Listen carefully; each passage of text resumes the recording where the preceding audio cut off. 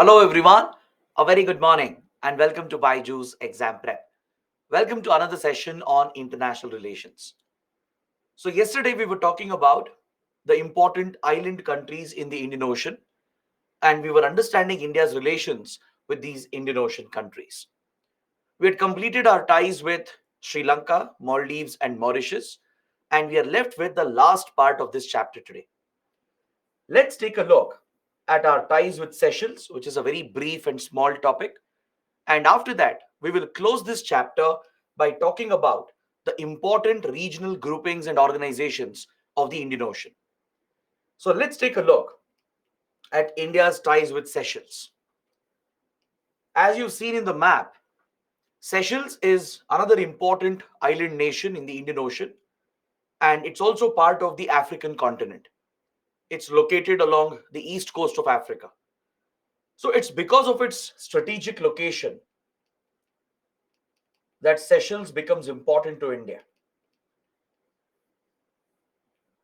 India shares geographical proximity as well with this country, and we also have historical cultural ties as well. Just like Maldives and Mauritius, it's a very small island nation and it has very limited sources of revenue and very limited economic opportunities. So, as a result, Seychelles is another country in the Indian Ocean which is heavily dependent on India. It is quite close to India from Lakshadweep and Kerala, and there is a historical cultural connection that exists between the two countries. This historical connection goes back to our colonial era. Seychelles, not just the British, but before the British, even the French had colonized Seychelles. So, since colonial times, Indian traders and workers have traveled from India, settled in Seychelles, and you have a strong Indian migrant community that is present even today. In fact, Seychelles has a very small population. Its population is hardly around 1 lakh. Out of that, 10 to 11% of the population is of Indian origin. Almost 10 to 11,000 people in Seychelles, they're of Indian origin. So that shows the deep influence that India has on the society and culture of Seychelles, especially Gujarati traders and Tamil traders and workers. They are the ones who have primarily migrated since colonial times, settled over here as well, and they form a close cultural link and as well as an economic link. So our relations are built upon these historical, cultural, economic ties. And today, maritime security has become the driving factor of this relationship. Because Seychelles is located very close to the piracy and terrorism affected areas. Near Horn of Africa, that is along the coastline of Somalia, which is the hub of piracy and even terrorism. Along this critical junction, that is where Seychelles is located. So maritime security becomes vital for Seychelles in order to safeguard its exclusive economic zone. So this is where India Seychelles have built a strong relationship. As the country is not having enough resources on its own to defend itself, it doesn't have enough military capabilities as well to patrol its EEZ, to conduct surveillance, to counter the threats posed by piracy, terrorism, and organized crime. This is where India pitches in and gives complete military assistance. Again, we have a very strong military relationship with this island country as well. So, India, in a way, plays a role in carrying out surveillance and patrolling in the exclusive economic zone of Seychelles. It's very similar to how we have a relationship with Maldives and Mauritius, where we help them as well in conducting surveillance of their exclusive economic zone. So, Indian Navy and Indian Air Force play a very important role. They keep visiting Seychelles very frequently. They conduct regular patrolling to assist the security forces of Seychelles in safeguarding its EEZ. And to strengthen its military capabilities, we have supplied military equipment as well. We have donated fast interceptor boats, the Dornier reconnaissance aircraft. So, such military equipment has been donated by India to build the capabilities of the armed forces of Seychelles. Seychelles is another country where India has built the coastal surveillance radar system, which was inaugurated in 2015 by Prime Minister Modi. When PM Modi visited the country after Mauritius, right, he launched the Sagar Doctrine.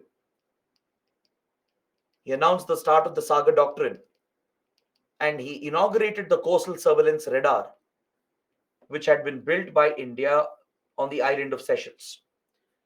So Seychelles and Mauritius, they both got the coastal surveillance radar systems in 2015 itself. Maldives has become the latest country to join the list. Recently, even in Maldives, the coastal surveillance radars built by India have been inaugurated. So all these island chains are being interconnected with the Indian built coastal surveillance radar system, which allows us to monitor shipping traffic in real time. We even have a joint military exercise called L'Amitié. Sometimes in prelims, such a factual question can be asked. Maybe a match the following type of question where names of important military exercises is given on one side and you're asked to match the country with which we have those exercises. So try to remember the names of these important military exercises. So Seychelles is very prone to disasters, especially tropical cyclones that form along the east coast of Africa, along the Mozambique Channel, right, between Madagascar and east coast of Africa. Tropical cyclonic activity is very common. So we assist Seychelles and even Mozambique and even Tanzania in providing disaster management assistance. The Indian Navy especially reaches out to these countries if they're hit by cyclones, and we provide basic assistance to them. We've also given a loan. A line of credit has been extended of $100 million so that Seychelles can purchase any defense equipment it wants from India. To allow Seychelles to purchase military ammunition and specific defense components, right, around $100 million worth of concessional loan has been extended as well. So this clearly is a security-based relationship, right, where we take care of the economic need of the country, we provide a lot of economic assistance as well, and along with that, we provide a lot of military defense support as well. So when PM Modi visited the country in 2015, even Seychelles leased an island to India called the Assumption Island. You can see the Assumption Island over here in the map. This is where it is located along the east coast of Africa. It overlooks the strategic Mozambique Channel. This is the Mozambique Channel, right, which is an important shipping lane. So right at the top of Mozambique Channel, you have Assumption Island of Seychelles, which has been leased by Seychelles to India. And India plans to build transport connectivity infrastructure on the island. We want to build harbor facilities and runways so that sea and air connectivity can be established. And India and Seychelles have claimed that these are commercial projects.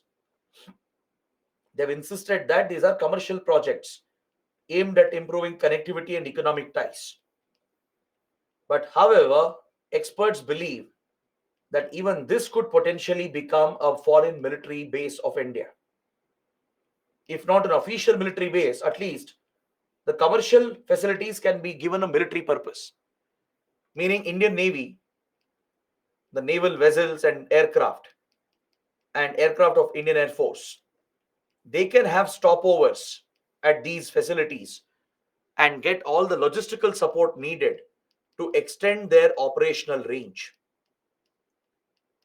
They can provide refueling, resupplies, servicing and maintenance so that Indian vessels and aircraft can dock, which can help extend the operational range of the Indian Armed Forces, thereby projecting our military power across the Indian Ocean and East Africa. So it's similar to how India has gained access to Agalega Islands of Mauritius. Right? We studied yesterday that India has got access to Agalega Islands of Mauritius. So during the same visit, when Sagar Doctrine was launched, when coastal surveillance radars were inaugurated in Mauritius and Seychelles, along with getting access to Agalega Islands of Mauritius, India also got access to Assumption Island of Seychelles. But however, the project has hit a controversy. A political controversy has broken out in Seychelles, and opposition parties and locals are opposing this project. They are opposing this project. And as of now, the project has been held up because of this domestic opposition in Seychelles. This has become a hurdle. At least in Agalega Islands, we have progressed further, created some infrastructure already. Remember, I showed you a satellite map of Agalega Islands to show the kind of infrastructure India has already built. But with regard to Assumption Island, we are yet to get access because of the strong political opposition and domestic opposition being seen against the project. The locals, especially, are against any such foreign involvement. They don't want any militarization of their islands. But India believes that potentially China could be involved in these protests. India has reasons to believe that China might be sponsoring these protests deliberately to derail Indian projects. So, this again highlights the constant strategic competition between India and China all across the Indian Ocean. So, this is the special partnership that we share with Seychelles. It's largely based on defense relations and the economic assistance and the support we provide to the country. So, during COVID-19, during the pandemic, we helped Seychelles as well through Mission Sagar, provided all medical supplies and essential items. Later, we gifted vaccines as well under Vaccine Maitri as part of vaccine diplomacy. So, any challenge, any economic crisis the country faces, India is always there to help the country out. So, apart from that, it's largely the military relationship which focuses on maritime security. All right. So, if you're able to remember these basic points, this is more than enough. See, you'll not get a separate question on Seychelles, even for that matter, even on Mauritius. But Maldives might be asked as a separate question, since Maldives is a immediate neighbor of India. But you can expect a broad question on the whole Indian Ocean region, asking you to illustrate India's approach towards Indian Ocean. What priorities, what interests does India have, and how India is protecting them, right? So there you need to provide such examples. Take some initiatives with Mauritius, Seychelles, and Maldives and Sri Lanka and illustrate what priorities we have in the region. So now let's look at the last part. Let's look at some important regional organizations, regional groupings that are based out of the Indian Ocean. This also gives India a platform to push the Sagar doctrine. Through these groupings, we are promoting not just the Sagar doctrine, but also the Indo-Pacific doctrine of India, the Indo-Pacific vision of India. That is why these groupings are very important. The regional organizations based out of Indian Ocean, they give us this platform to promote our Sagar doctrine and the vision of Indo-Pacific doctrine. So let's see which are these groupings and how India engages with them. These groupings are more relevant for your prelims, right? But some of them can be important for mains as well. So previously we have studied about SAARC and BIMSTEC from the South Asia Bay of Bengal region. Now let's look at Indian Ocean groupings like IORA, Indian Ocean Rim Association, or IORA. Recently, just a couple of days ago, IORA meeting took place in Sri Lanka at Colombo. You might have read in newspapers that India's Foreign Minister, Dr. Jaishankar, he paid a visit to Colombo to participate in IORA meeting. So, IORA is one such important group. It's constantly in news. It has a wide portfolio where the group focuses upon, and it's an India-led grouping. India has played a critical role in establishing the group and leading this organization.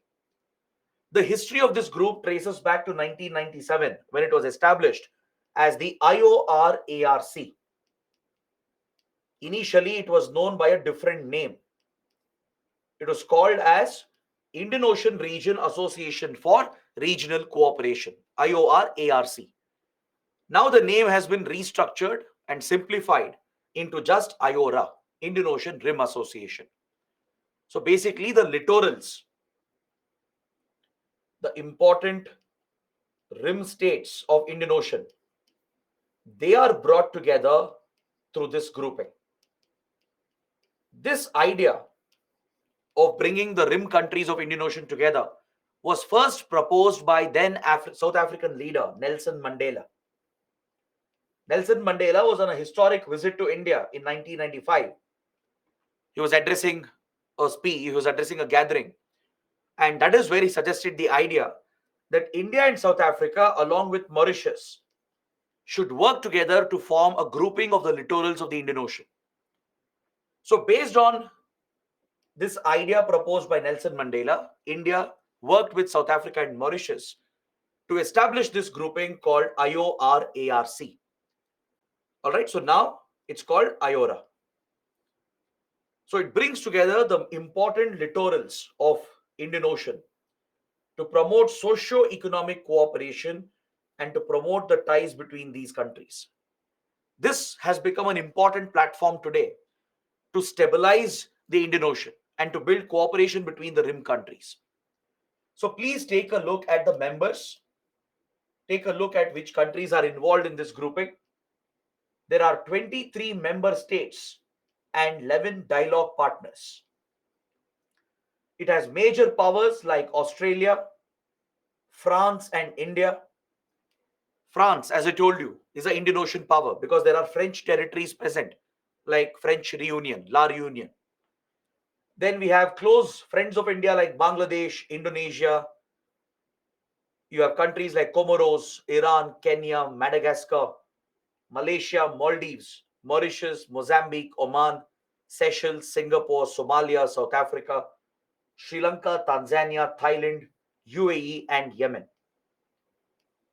All right, so it brings together countries from East Africa, West Asia, South Asia, Southeast Asia, and as well as Australia. So the whole rim of Indian Ocean is almost covered by this grouping. It covers the key island nations from Maldives to Comoros to Seychelles to Madagascar. Covers important East African countries from South Africa to Somalia. Important West Asian countries from Yemen to Iran, including UAE and Oman. Key South Asian powers like Sri Lanka and Bangladesh, and important Southeast Asian countries like Indonesia, Singapore, and Thailand. So this is where the importance of the group lies in. There is no such grouping which brings such a diverse set of countries together. The group is so important that there are many dialogue partners which are eager to work with the group.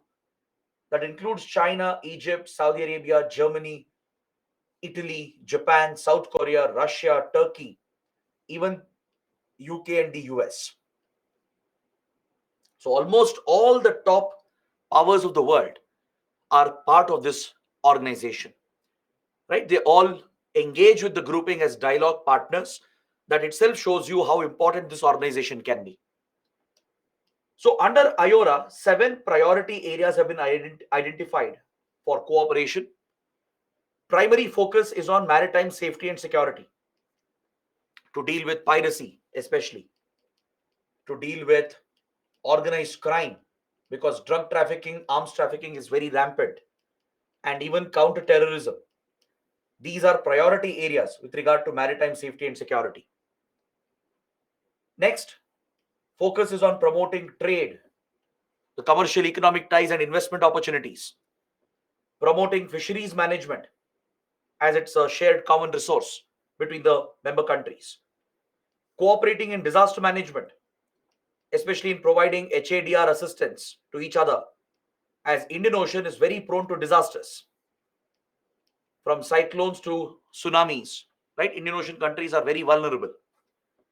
There is also cooperation in the field of education, especially higher education, science and technology, and innovation. There is focus on boosting tourism in the region and promoting cultural ties, and as well as gender empowerment. These are some priority areas. So try and remember the priority areas. It can again be asked as a prelims question. All right. So IORA Also focuses on issues like climate change, as rising sea levels is a major threat to Indian Ocean countries. It's a very, very serious threat to the low lying small island states. Maldives, Seychelles, Mauritius, they're all examples. Right? Even Comoros, they're all low lying small island states. So they are at risk of getting submerged due to rising sea levels because of climate change and global warming. So that is also a priority. And it also focuses on strategic issues like keeping the sea lanes free and open for navigation as per the UN clause provisions, ensuring that the rules based order of UN Convention on Law of the Sea is upheld, and to safeguard the shipping lanes from piracy and other security threats. So, all these are top priorities, and it also focuses on the blue economy model. India plays a direct role in encouraging the adoption of blue economy model for the Indian Ocean region. So we use the IORA platform to give a push for the blue economy, or also called as ocean economy model. Is that clear? So kindly remember the background of the group, what does it deal with, what are the focus areas, and what role is India playing to this organization. So at the latest meeting, which took place at Colombo just 2 days back, India and the IORA countries have taken stock of important developments in the region. So please note down that Sri Lanka has taken over the chairmanship for the next 2 years. Previously, it was Bangladesh, which was holding the chair position from 2021 to 2023. Now, this has moved to Sri Lanka, and India has assumed the vice chair position. So, for the next 2 years, India will be the vice chair of this organization, which gives us a great opportunity to push our initiatives at the grouping. So, as a result, IORA can be very important for your exams, as India is holding the vice chair position, right?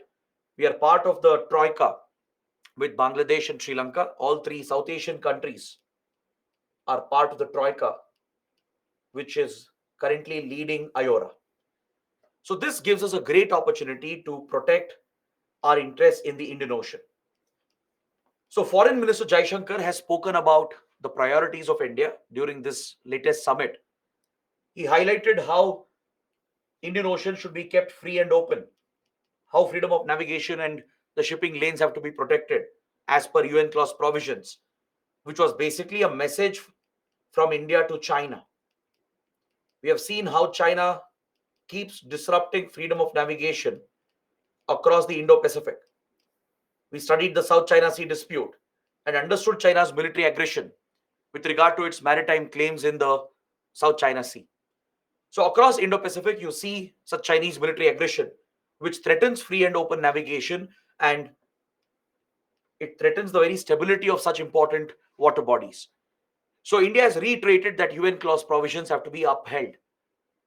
Free and open nature of these water bodies have to be protected. These shipping lanes have to be stabilized, which is basically a message that India is sending out towards China's destabilization of the Indo-Pacific. India also has used the opportunity to promote the grouping as a voice for the global South. In diplomacy, we have something called South-South cooperation. India is a leader of South-South cooperation. When we say global South or global North, it does not refer to directions. Rather, in geopolitics, it refers to developed countries and developing underdeveloped nations. Global North includes all your developed, industrialized, advanced economies, like Western countries. All right, like European nations, Japan, US, Australia, Canada, all these are part of the global North. Developing, underdeveloped countries, like India, African countries, right? The other South Asian neighbors of India, the small nations, they're all part of the global South. These are developing, underdeveloped countries. So India has been acting as the leader of the global South, and IORA is a great platform. So the foreign minister has reiterated that India is a Vishwa Mitra, a friend of the world. India is a friend of the world, and we are giving leadership to the developing underdeveloped nations through our South-South cooperation. We are highlighting the issues of developing nations, underdeveloped countries at key platforms like IORA. We have done the same at G20 as well, recently when we hosted the G20 summit, right? And similarly, we provide a voice to the global south at platforms like IORA as well. And the foreign minister has highlighted India's specific focus on maritime security and blue economy. And he has pointed out some important development issues as well, which is a priority for India. So, from tackling terrorism, piracy, climate change, providing for socio-economic development, all these are focus areas for India. So, these were the basic issues that have been discussed at the latest meeting that took place in Colombo. All right. So, these are some basic facts you should be familiar with. It's very important for your prelims. There might be a possible mains question as well. Next, another important grouping of Indian Ocean is IONS, Indian Ocean Naval Symposium. It was established in 2007 with the leadership of Indian Navy along with friendly navies from the littorals of Indian Ocean. As the name itself tells you, it's a symposium. It's like a conference. It promotes cooperation, collaboration between the top navies of the littoral states of Indian Ocean region. So it started out as an Indian initiative along with friendly navies, and usually the IONS takes place every 2 years, once in every 2 years. It's a biennial event. And recently we have started a military exercise as well. All these years it was just a symposium, it was just a conference where the navies would come together to discuss maritime security issues, right? Their focus obviously was maritime security in the Indian Ocean region. But last year, India has hosted the first ever military exercise of IONX, known as IMEX 22. The IONS maritime exercise. This was the first ever military exercise of the group hosted by India. It was held in the Arabian Sea off the coast of Goa. Is that clear? So it's no longer just a symposium. It has become a more formidable organization as military exercises have started under this initiative. So this group consists of several important littorals of Indian Ocean. There are almost 25 members and several observer states. So from India to Iran to France and Australia, Bangladesh, several East African countries, even Pakistan and Saudi Arabia, Qatar, all these important West Asian powers. Then Southeast Asian countries like Singapore, Thailand, right? Then major powers like UK, they're all part of this organization. Is that clear? So they all participate in these conferences, and some of them have taken part in last year's military exercise as well. These would be the observer states. All right. So as part of maritime security, these countries, these navies obviously focus on piracy, which is their top priority. That's the biggest threat in the region. Next would be organized crime, especially drugs and arms trafficking, and counter-terrorism and radicalism remains the other top focus of the group, along with HADR operations and disaster management assistance. These are the focus areas of the navies of the Indian Ocean. So again, India plays a leadership role at this grouping to bring these navies together to promote collaboration between these countries. Next, the other important grouping, it's called the Colombo Security Conclave, a very, very important group led by India that brings together the regional maritime powers, the important nations of the Indian Ocean. It allows India to step up maritime security ties with Sri Lanka, Maldives, and Mauritius. These are the members of the Colombo Security Conclave. This initiative was actually formed in 2011, and initially it was just a trilateral initiative. It included only India, Sri Lanka, and Maldives when it was started. But last year, in 2022, there was a very big development at Colombo, where the Colombo Security Conclave was held. So during last year's Colombo Security Conclave, a new member joined this security initiative. It's a security grouping. Mauritius was added as the new member, along with Bangladesh and Seychelles being added as observers. Understood? So all these major countries from the Indian Ocean are being brought together under Colombo Security Conclave.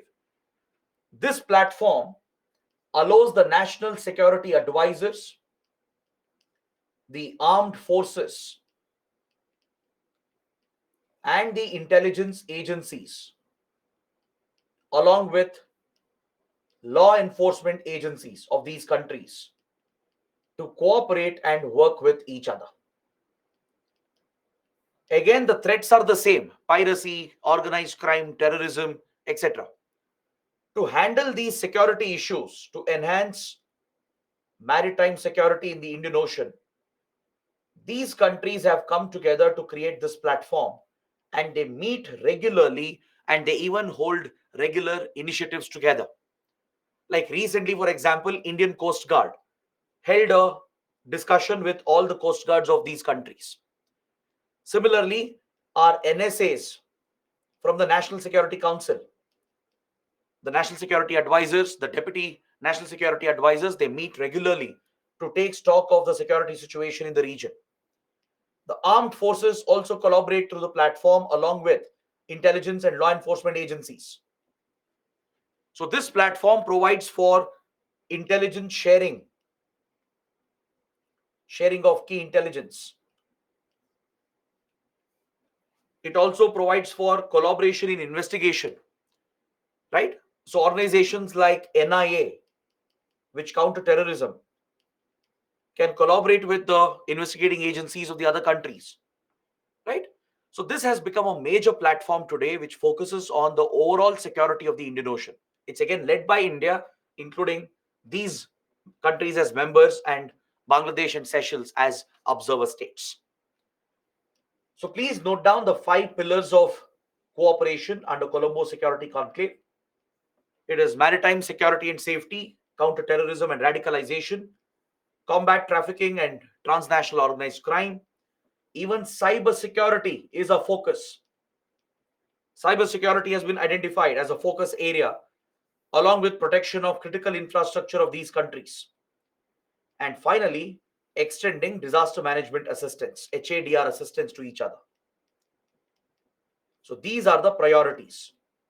So since Mauritius joined the group as a member and Bangladesh and Seychelles also joined as observers, it has become even more prominent. So it is very, very important for your exams. Now coming to the last organization, the Indian Ocean Commission, or IOC. This is a grouping focused on western part of Indian Ocean towards East Africa. It brings 5 African island nations together. You can see here within this circle, which is representing the western part of Indian Ocean region, 5 major African island countries like Seychelles, Comoros, Mauritius, La Reunion, and Madagascar. These 5 island countries are brought together to form this group called the Indian Ocean Commission. So France is a member because of its overseas territory, along with Comoros, Madagascar, Mauritius, and Seychelles. We've already studied how close we are to Mauritius and Seychelles. We obviously have very close relations with France as well, right? Comoros is another key partner for India. You might remember recently at the G20, India ensured that African Union was given membership, right? India played a critical role in providing membership to the African Union at the G20. So the African Union is currently represented by Comoros. It was the leader of Comoros who attended the G20 summit and took over the membership of African Union, represented the African Union, while AU was added as a member of G20. So that again highlights our close ties with countries like Comoros. With Madagascar as well, India is very close. We have very close security relations with Madagascar. We even have a listening post for surveillance and intelligence gathering present in Madagascar. We have a facility at Madagascar for carrying out surveillance in the region, to collect intelligence in the region, to intercept radio traffic, to monitor the movement of vessels. So there's an important Indian listening station present in Madagascar as well. So we are naturally close to all the countries here. So India also has become part of the group, and we have joined the group as an observer state. All right, so that's why it becomes important. It was established in 1982 and it's headquartered in Mauritius. Exactly, it was established in Mauritius. The headquarters is Mauritius as well. Even IORA, which we studied, is headquartered in Mauritius at Port Louis, the capital of Mauritius. Same with Indian Ocean Commission. It's headquartered at Port Louis. So Mauritius hosts two important groupings. One is IORA and the other is Indian Ocean Commission. So recently we became an observer state in 2020, and there are 7 observers in this grouping. China was already an observer. China already plays a big role in this region, along with Japan, Malta, European Union, the OIF, Organization of International Francophonie Countries, where the French language is still spoken, because all these are French colonies, former French colonies, many of them. And even UN is an observer. So kindly remember the group, the membership and the observer states, because India was recently added in 2020 as one of the observers. All right, so that shows that we have a lot of friendly ties with all these countries. It has helped India to join this key grouping focused on Western Indian Ocean. All right, so these are the important groupings and organizations that you have to be familiar with. You can't ignore any one of them. All the points I've mentioned are equally important. Is that clear? There are many prelims questions, prelims points that are relevant for the exam, and whatever we have studied is of course needed for your mains as well. So this completes my detailed discussion on the Indian Ocean region. If you have any questions, any doubts, please let me know. After that, we'll start with the next part of this module and focus on the Indo-Pacific. We will shift our attention towards the broader Indo-Pacific region with focus on Southeast Asia and East Asia.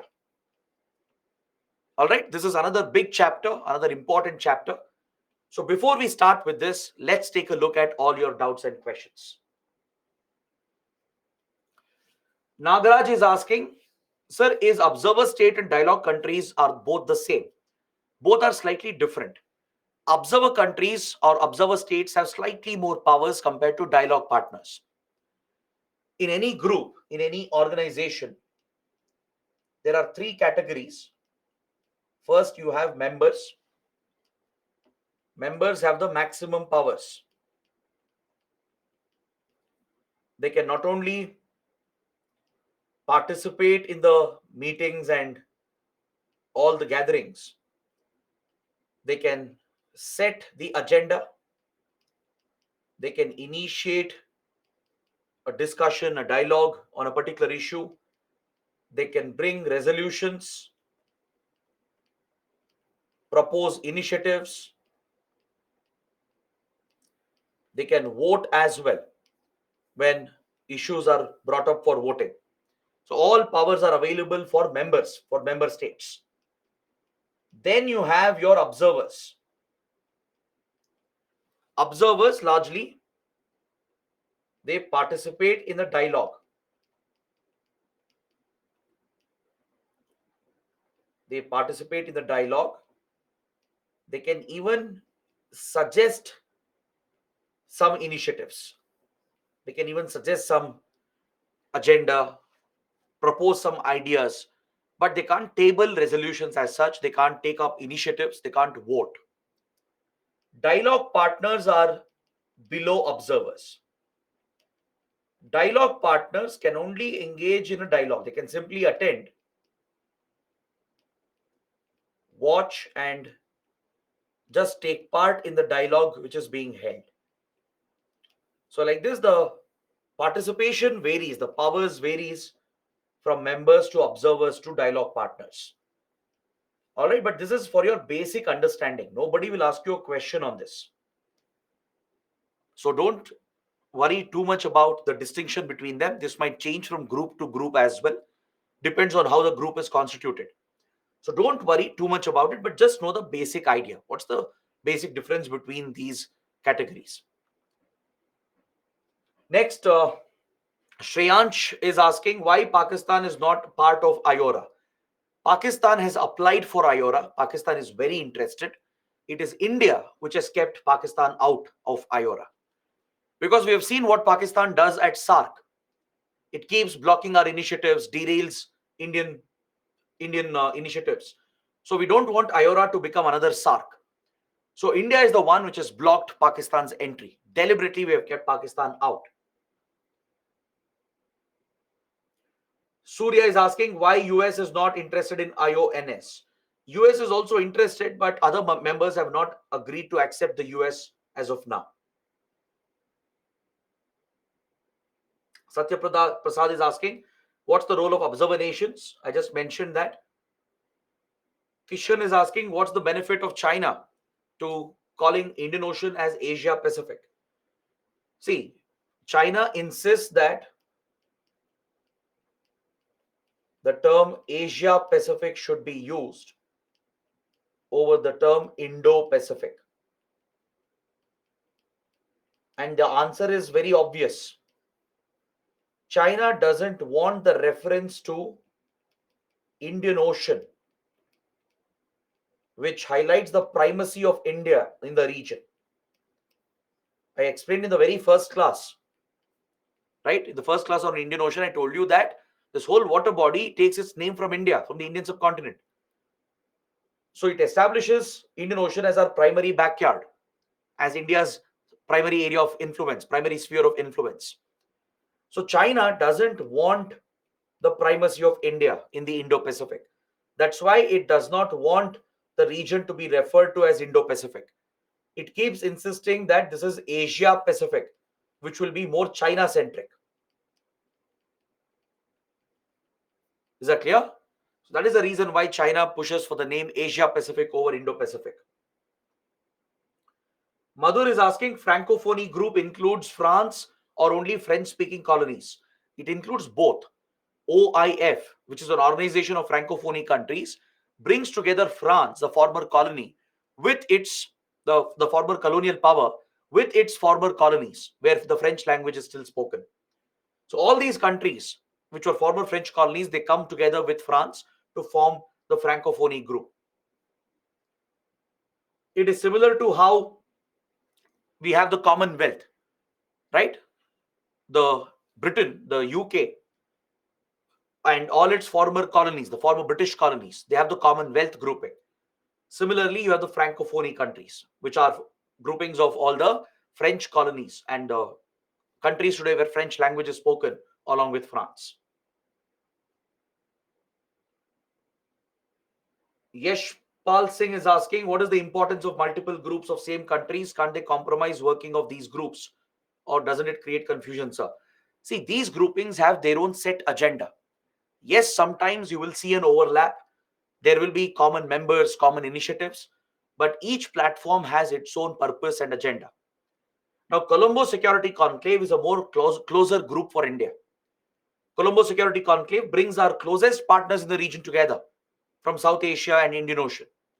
IORA is a much larger grouping that brings all the major powers of the region together, all the littorals together. So every platform serves a different purpose. It has its own agenda.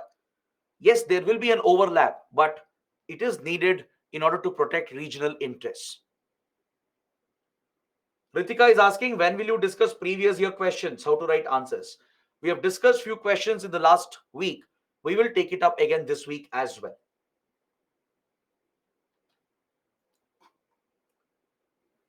All right. So guys, these were the questions. Now, let's proceed with the next chapter, the next module. Let's look at Southeast Asia and East Asia, which is a key part of the Indo-Pacific region. Now, I'm going to expand the discussion. We were until now just talking about Indian Ocean. I'm going to expand this discussion and broadly look at Indo-Pacific, which is today the global hub of all economic and geopolitical developments. From China to US to India, even to European countries, all of them are focusing on the Indo-Pacific. There is intense competition in the Indo-Pacific today. And this is where India's approach towards the region becomes very, very critical. So in the Indo-Pacific, which covers the entire region from Indian Ocean to Pacific Ocean, the most important region here would be Southeast Asia and East Asia. This region lies at the very heart of the Indo-Pacific, at the very center of the Indo-Pacific. Please look at the map here for a second. I want you guys to appreciate the strategic location of Southeast Asian countries and East Asian countries. All right, I want you guys to be familiar with the places, the locations, because based on the geography, it's easier to understand geopolitics. So, all these countries here, from Myanmar to Indonesia, Philippines to Vietnam, all these countries, they represent the strategic Southeast Asia region. Historically, India has had very good ties with the region. I'm talking about ancient medieval times. Since ancient medieval times, we have trading relations and cultural relations with the region. Right from Cholas, for example, who dominated the region, to Pallavas, we have always had contact with this region. You find very strong Buddhist, Hindu, and Islamic influences that bind the two civilizations. There are a lot of cultural features that bind us together. And today we have many common interests across the region, which brings us together. So in a way, Southeast Asia is our extended neighborhood. By looking at this map, you can realize that it's an extended neighborhood of India. It's located right on the periphery of our neighborhood. So it's an extended neighborhood of India, and we share historical ties, economic and cultural ties with the region. And today we have common concerns which drives India together with the Southeast Asian countries. Similarly, take a look at East Asia, which is equally important. East Asia will primarily include Japan, the Korean Peninsula comprising of North and South Korea. China is seen as an East Asian country along with Mongolia. Then the other Chinese territories like Taiwan, Macau, and Hong Kong. All these are part of East Asia. So when it comes to East Asia, India's priority is like-minded countries such as Japan, South Korea, and even Mongolia. As China is the major concern in East Asia and the Indo-Pacific, India seeks out very close ties with these countries, these like-minded countries, which also have the same concerns about Chinese aggression. Mongolia has standing disputes, boundary disputes with China, China acts very aggressively against Mongolia as well. That is why India has built very close relations with Mongolia. We have close defense relations and strategic relations with Mongolia today.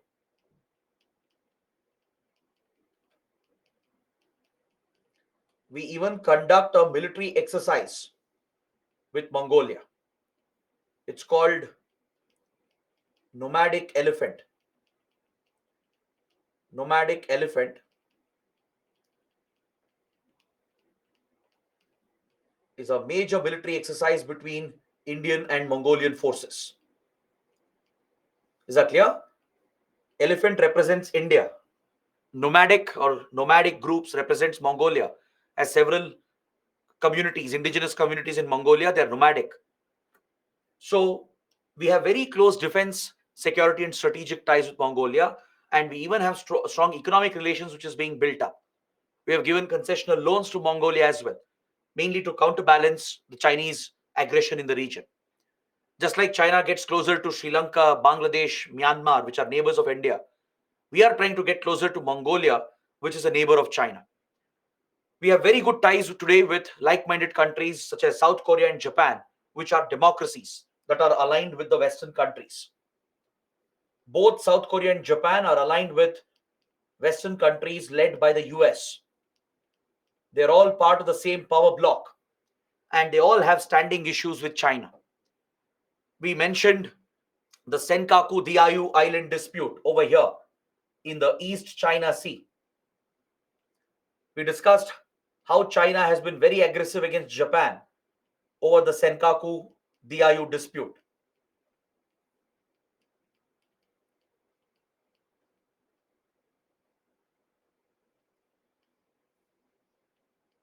So be it Japan, be it India, Mongolia, or South Korea, we are all at the receiving end of Chinese aggression. So that is why East Asia becomes very important for India. We do share historical links as well, cultural links with the region. And today India is all the more closer to Japan and South Korea, right? There are common factors that drive us together. And that is why East Asia becomes another key component of the Indo-Pacific. Even if you look at this historically, right, there is an age-old cultural link that binds India with Korea, India with Japan. For example, I don't know if you know this, if you look at the Korean language, right, it shares a lot of similarities with Tamil. Tamil and Korean are very, very similar. In fact, several words are exactly the same, they mean the same, they're used in the same context. There is a direct linguistic link with Japan as well. Buddhism that traveled from India forms a strong cultural link, a historical link. So these historical connections have often been neglected. That is why today India is paying more attention to revive these cultural ties and historical ties and focus on contemporary issues. So both Southeast and East Asia become very, very crucial for us in the Indo-Pacific. So India has a dedicated policy towards these regions, which was previously called the Look East policy of India, and today it has been upgraded to the Act East policy of India. So in this chapter, we are going to study the Look East Act East policy. We'll understand which countries are covered under the policy, when was it launched, what was the purpose, how are they different, and we'll also discuss some major Indian initiatives and take up some important countries and study our ties with these important countries. So the Look East policy that was launched in the year 1991 primarily applied for Southeast Asian and East Asian region. The goal was to improve India's ties with these countries, the 10 ASEAN countries, which are part of the ASEAN group, that brings the 10 Southeast Asian countries together. Is that clear? Southeast Asia is represented by these 10 major countries: Myanmar, Laos, Thailand, Cambodia and Vietnam, Malaysia, Indonesia, Singapore, Philippines and Brunei. These 10 countries are part of a very, very important, powerful grouping called ASEAN. So, along with improving ties with the ASEAN group and the 10 Southeast Asian countries, we are focused on East Asian powers as well, such as Japan and South Korea. So, this is the Look East policy of India that was launched in the year 1991. This has been upgraded to the Act East policy in 2014. Is that clear? So it's a dedicated foreign policy doctrine of India that pays special attention to Southeast Asia and East Asia, and we are implementing this from more than 30 years right now. All right? So let's understand the evolution of this policy. Why was a separate policy needed for the region? What was the reason behind it? What's the rationale behind it? See, in 1991, India and the world were facing a very unique challenge. There were many external and internal developments which were creating challenges for India, which were threatening India's national interests. For example, in 1991, the Cold War came to an end. The Cold War ended with the collapse and disintegration of Soviet Union. So with the collapse of Soviet Union and the end of the Cold War rivalries, India lost a key friend in global geopolitics. At the global level, one of the biggest supports that we were relying upon was support from Soviet Union, especially at platforms like United Nations, right? One of the biggest support for India all the time was from Soviet Union, because India had aligned with Soviet Union in 1971. So when Soviet Union collapsed, it was a big blow for India, as we didn't have many friends at that point. We didn't have very close ties with other countries. Doesn't mean we were not having any kind of relations with others. We did have ties with others as well, but we weren't very, very close to other countries and regions. In fact, from 1947 till 1991, India was preoccupied. India was preoccupied in its own neighborhood with South Asian neighbors and with the big powers, the P5. This had become our only focus during these 4 decades. If you look at Indian foreign policy, our maximum attention, energy, and resources, they were all dedicated to South Asia itself, to our neighborhood, where we were facing many, many challenges with our neighbors. Along with that, we were prioritizing ties with the big five, the P5 countries. This had become our foreign policy focus during the 4 decades after independence. Now that the global geopolitics was changing, a major geopolitical change was taking place. India had lost a key friend at the global level. The time had come for India to diversify its foreign relations. Understood? The time had come for India to diversify foreign relations of India, to look out for new partners, to build stronger friendships with others who could also provide the required global support to India. This was a driving factor for India to launch the Look East policy. Parallelly, we faced few internal challenges as well within the country, which was the grave economic crisis that India was facing. You would have studied about the BOP crisis in Indian economy, the balance of payments crisis. Our forex reserves had depleted. We barely had enough reserves left for another 10 to 12 days of imports. Right? So India was staring at a major crisis, at a complete default, very similar to how Sri Lanka is currently facing a crisis. So at this point, India took support from IMF. We took a bailout package from IMF.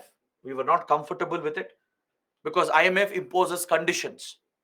The IMF, which is dominated by Western countries, always imposes conditions on those who receive help from IMF. It compromises your economic sovereignty. So India was not very happy, but we didn't have a choice. So we ended up taking support from IMF. And along with that, then Prime Minister PV Narasimha Rao, along with his finance minister Manmohan Singh, they took a massive decision to introduce the LPG reforms in the country to revive the Indian economy from this crisis, to rebuild the Indian economy. India was liberalized, privatized, and globalized. We were entering the era of globalization around the world, where countries were opening up from their conservative economic policies and focusing on globalization, creating global markets. So, India liberalized many key sectors, relaxed the government controls of the socialist era. It privatized many loss making government industries and entities and globalized the Indian economy, connected the Indian economy with the world. So, this meant we needed new markets for our exports. We had to find more markets where we could export our goods and support our farmers and producers. We wanted raw materials, which we didn't have, to drive growth. Essential resources were needed, right, to procure the basic raw materials from other countries. And we also needed investments, foreign investments. Now that we had liberalized and globalized, we were looking for FDI and FII investments, right? So we wanted other countries to bring investments into India. We wanted to secure key raw materials needed for driving India's growth. And we needed new markets as well where we could export our products and commodities. This became a necessity, a priority for the Prime Minister and the Finance Minister. And it was this which pushed Prime Minister Narasimha Rao to launch the Look East policy in 1991. It was a combination of all these factors. On one hand, the geopolitical changes happening externally, right? This formed the strong political rationale. The other was the economic rationale because of the domestic internal crisis India was going through, right? India had initiated LPG reforms, so we needed new partners where we could export, where we could procure raw materials, from where we could attract investments. It was these economic necessities and geopolitical realities that drove the Narasimha Rao government to launch this major initiative called Look East Policy of India, launched in 1991. It marked the diversification of Indian foreign policy. We started paying more attention, more focus to other countries and regions which otherwise were neglected previously. It does not mean we didn't have ties with them. We had ties with all these countries, but it wasn't very strong. We hadn't paid special attention to these countries and regions. Until 91, we were largely focused and preoccupied with our own neighbors and the P5 countries. So now we were diversifying. Post 91, you can see a diversification in India's foreign policy where we opened up to Southeast and East Asia, started paying more attention to these regions. We started focusing more on Africa and Latin America as well, which previously hadn't got much attention. And we finally established ties with Israel in 1992. Until 1992, we did not have ties with Israel. Now that we were diversifying our foreign policy, we got an opportunity to not just improve ties with these important regions and pay more attention to the countries present here, but we finally established official ties with Israel in the year 1992. So this marked the complete transformation of Indian foreign policy. That is why launching of Lookie's policy is a milestone in Indian foreign policy. UPSC might ask you a 10 marks question. Don't think it's an old topic and neglect it. You should not just know what is Lookie's, you should know the evolution and the rationale behind it. UPSC might ask you to explain this. Why was Lookie's policy launched in 1991? What pushed the Narasimha Rao government to launch this initiative? What were the driving factors? You need to provide this analysis very, very clearly. Now, what was the priority for India? What was the focus? What strategy did we employ? Under the Look East, our focus was on three areas and in the same order. In this order, we had three priority focus areas. One was to build close economic and commercial relations, improve trade basically, revisit our economic ties and improve them further to boost trade between the two sides. Second was to increase strategic security competition cooperation. And third was to focus on historical, cultural, ideological links. These were the pillars of Look East policy and in the exact same order. All right, the first focus was economic commercial relations, improving trade, creating more opportunities for growth for both the sides. Second was defense, maritime security, and other strategic security issues. Right? And finally, historic, cultural, ideological, civilizational links as part of soft power diplomacy. This became the priority of the Look East policy of India. Understood? So, under the Look East, India has seen many successes and achievements. We have had a lot of success in achieving these goals, and there are many achievements that we can list out. This determines the features of the Look East, the contours of the Look East policy. One important feature of the policy is that we've always tried to link Northeast India closely with Southeast Asia to act as a bridge that could connect India with Southeast Asian markets. Under Look East, more attention has been given to Northeast India, which had been historically affected by insurgency, poor connectivity, and poor development.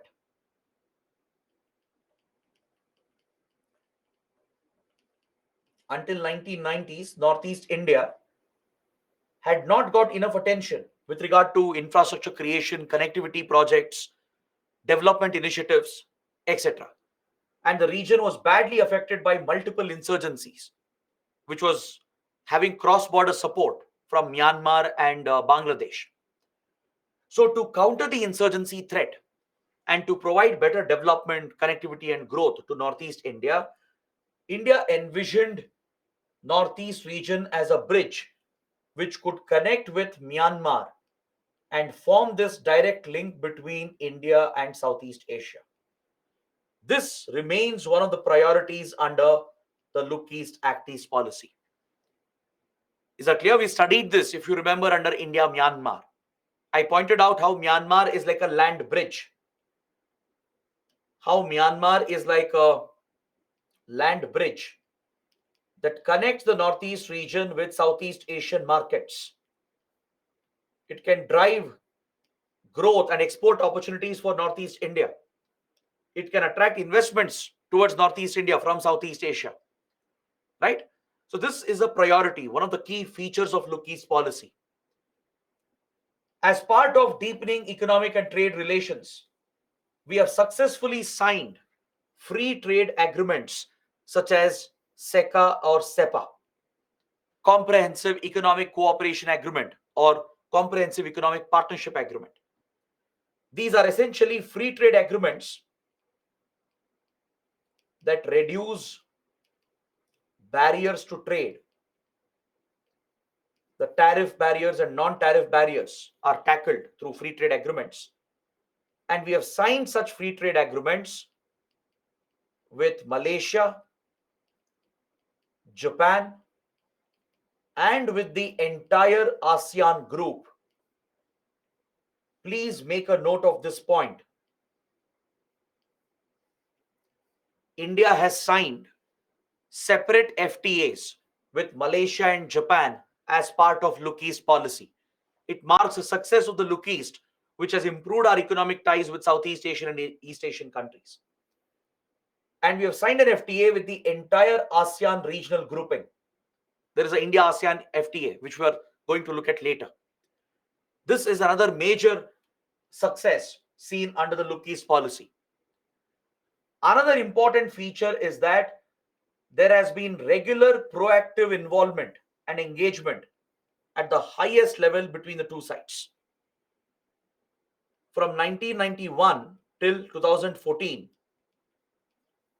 right, that's when Look East policy was implemented, there would be regular visits by prime ministers, presidents, and by top ministers and officials to keep up high-level engagement and to drive the relationship. The Indian prime ministers would visit Southeast Asia every single year, at least a couple of times. Even President and Vice President of India would travel frequently. Even the leaders of these countries, the prime ministers, presidents of Southeast Asian countries would be invited frequently to India. Top cabinet ministers and government officials would also meet and interact. So this regular, proactive, high-level engagement sustained the diplomatic relations and provided for close bond and trust to be developed between the two sides. Another important success and feature is that defense security ties improved slightly.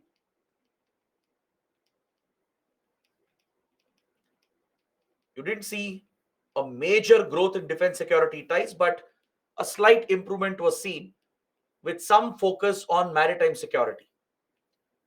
For example, we started holding military exercises. Have you heard of a military exercise called Milan? It's organized by Indian Navy. It's a multinational naval exercise that brings many Southeast Asian countries together as well.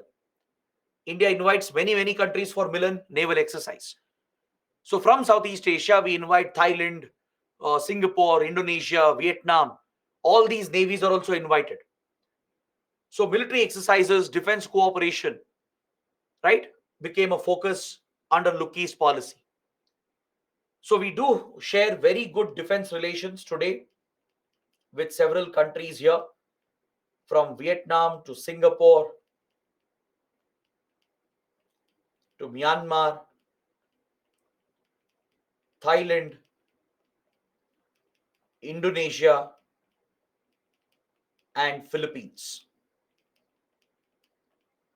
We have managed to improve our defense ties with these countries. Vietnam became a strategic partner in the defense domain during the implementation of Look East policy. That was a big success. We started building very close defense relations. We'll be studying this as well later under India-Vietnam relations. Singapore became a close defense partner. Singapore, which is a city-state, it has a shortage of land and airspace. So Singapore's Navy, Army, and Air Force, they don't get enough space to, train and practice and conduct exercises. So it depends on India for allowing access to their armed forces to conduct training. Is that clear? We have such a close arrangement. Singapore's Air Force, right? The moment they take off, they'll reach Indonesia or Malaysia. They'll cross Singapore's airspace. So they don't have enough airspace to practice, to train, to conduct drills. So they come to Indian military bases and train in Indian airspace. That is the kind of arrangement we have provided. Singapore's Navy ventures into Indian waters towards Bay of Bengal and conducts exercises, and we allow them to do that. Same with Myanmar. We studied our close defense relations. Right? We have given funds, weapons, and training to Myanmar's forces. And we have even gifted a submarine recently. With Thailand and Indonesia as well, we have very close ties that has been built over the years, and as well as with Philippines. So there has been some improvement. if not a major improvement, a slight improvement was noticed in defense security ties under Look East policy. All right. We even invited Singapore during this period to the Malabar naval exercise. In 2007, we expanded the Malabar naval exercise one time. It was just a bilateral exercise till then between India and US. But in 2007, for the first time, we expanded it and invited Japan and Australia along with Singapore. But after China retaliated against it, we suspended Malabar and returned it back to the bilateral Malabar exercise between just India and US. But as we studied, we have now expanded Malabar again and brought back Japan and Australia in the last few years. So we have studied this in previous chapters. We'll take a look at this again when we study Japan and Australia. So under Look East, there has been an improvement, a slight improvement at least in defense security ties.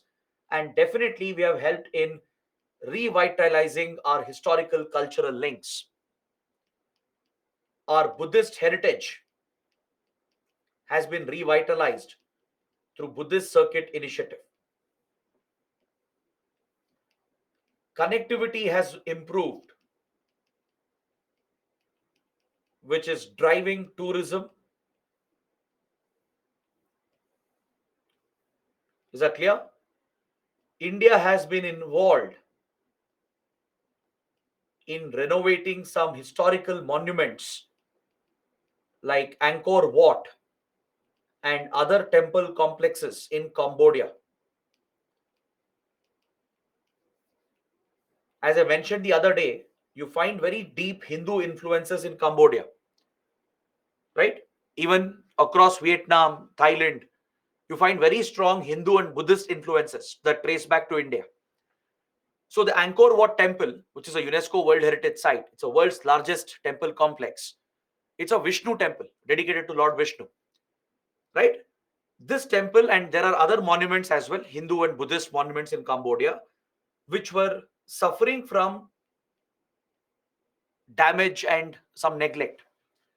So restoration of these cultural sites and monuments had become a problem for Cambodia. Cambodia is a very backward country that way. So this is where India has stepped in. Our Archaeological Survey of India has helped Cambodian authorities to conserve and restore important sites like Angkor Wat and other important Hindu Buddhist sites located in Cambodia.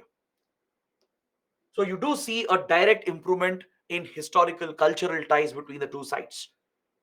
So if you ask me, these are the successes, achievements of Look East, and it defines the contours, the features of Look East policy of India. So this was successfully implemented from 1991 till 2014, till the Modi government came to power. Understood?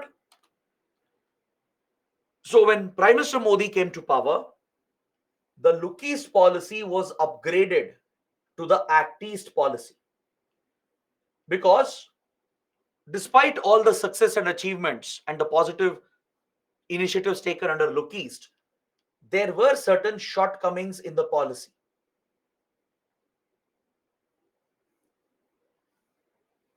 Right? There were some drawbacks. There were some shortcomings where we could improve, where we could do better. So that is why this new term was coined, that instead of just looking eastwards, India should act eastwards.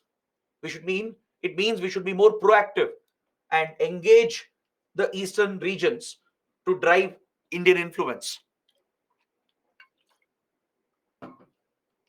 Experts started suggesting that it's not enough just to look east, but we should start acting eastwards.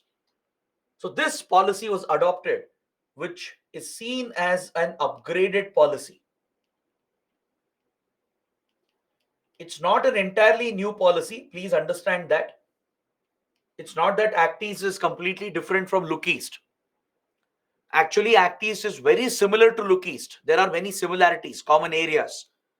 The only difference is that it is a better version. It's an upgraded version designed to address the shortcomings of Look East policy.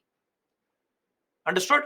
It was launched by Prime Minister Modi when he attended the East Asia ASEAN Summit, which was hosted in Myanmar in 2014.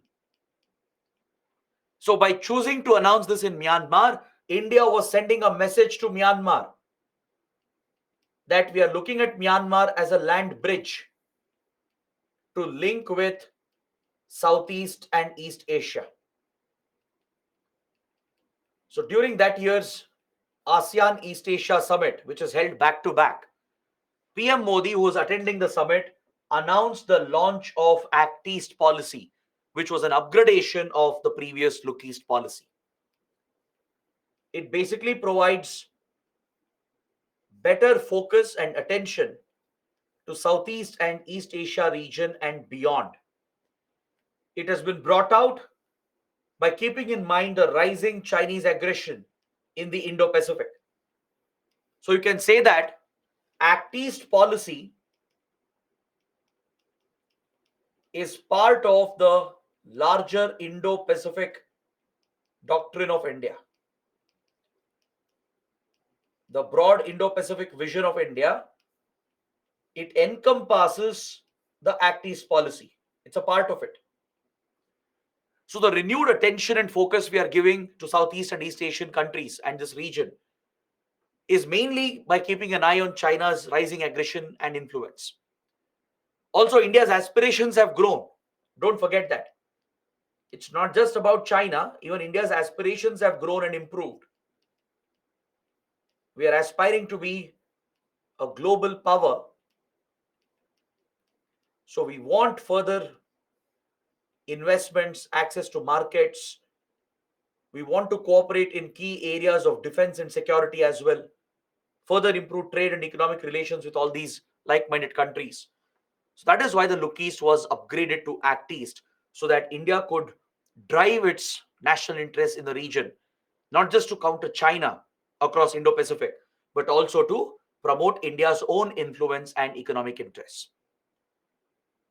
Now let's see what are the main features of Act East policy and how does it differ from Look East. This can be a mains question. You can get a 15 marks question in mains where UPSC will be asking you to compare Look East and Act East policy. Since I told you that Look East had few shortcomings despite all its achievements, and Act East was an upgraded version of Look East, so such a question can definitely come up. A very conceptual question can come up asking you to highlight the changes that India has made, the upgrade or the improvements that India has made under Act East as compared to the previous version, which is the Look East. So according to me, there are 5 major features which are noticeable, which marks the difference between Look East and Act East. If you can remember the 5 points and present them with relevant examples, that will complete your answer. Is that clear? So let us see what these important differences are. The first major point, according to me, is that under Act East, there is more focus on achieving tangible action and concrete results. See, under Look East policy, we were making a lot of promises. We were launching many initiatives.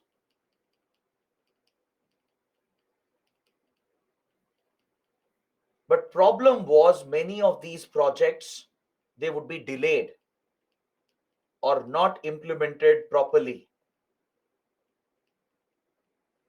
This has been a persistent problem with Look East policy. Remember, we studied a few important projects like Kaladan project, IMT Trilateral Highway. None of these projects are completed even today. They were started under Look East policy. It was a big success when we started it. But due to various problems and challenges, we have not fulfilled the promise. The commitments that were made, the initiatives that were launched, they have all been delayed or not implemented properly. So that is one thing that India wants to change. Going forward, we want to achieve tangible results, concrete, measurable results with tangible action. And that is a major focus here. Improving the implementation. Improve the implementation is the focus. All right. The second major difference, the second upgrade that you notice, under Look East, under the Look East, India ended up paying more attention to Southeast Asia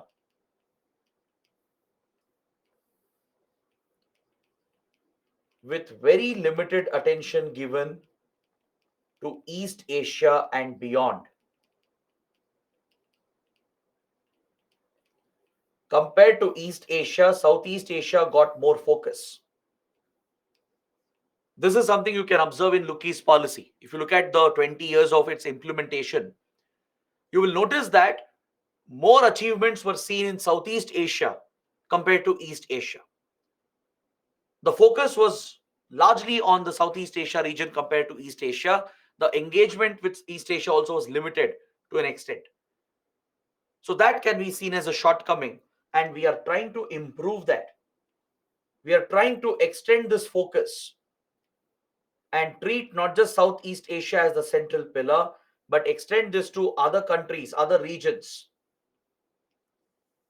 from Japan to even Australia in the South Pacific, South Korea, US, etc., which is a direct response to the rising assertiveness and aggression of China.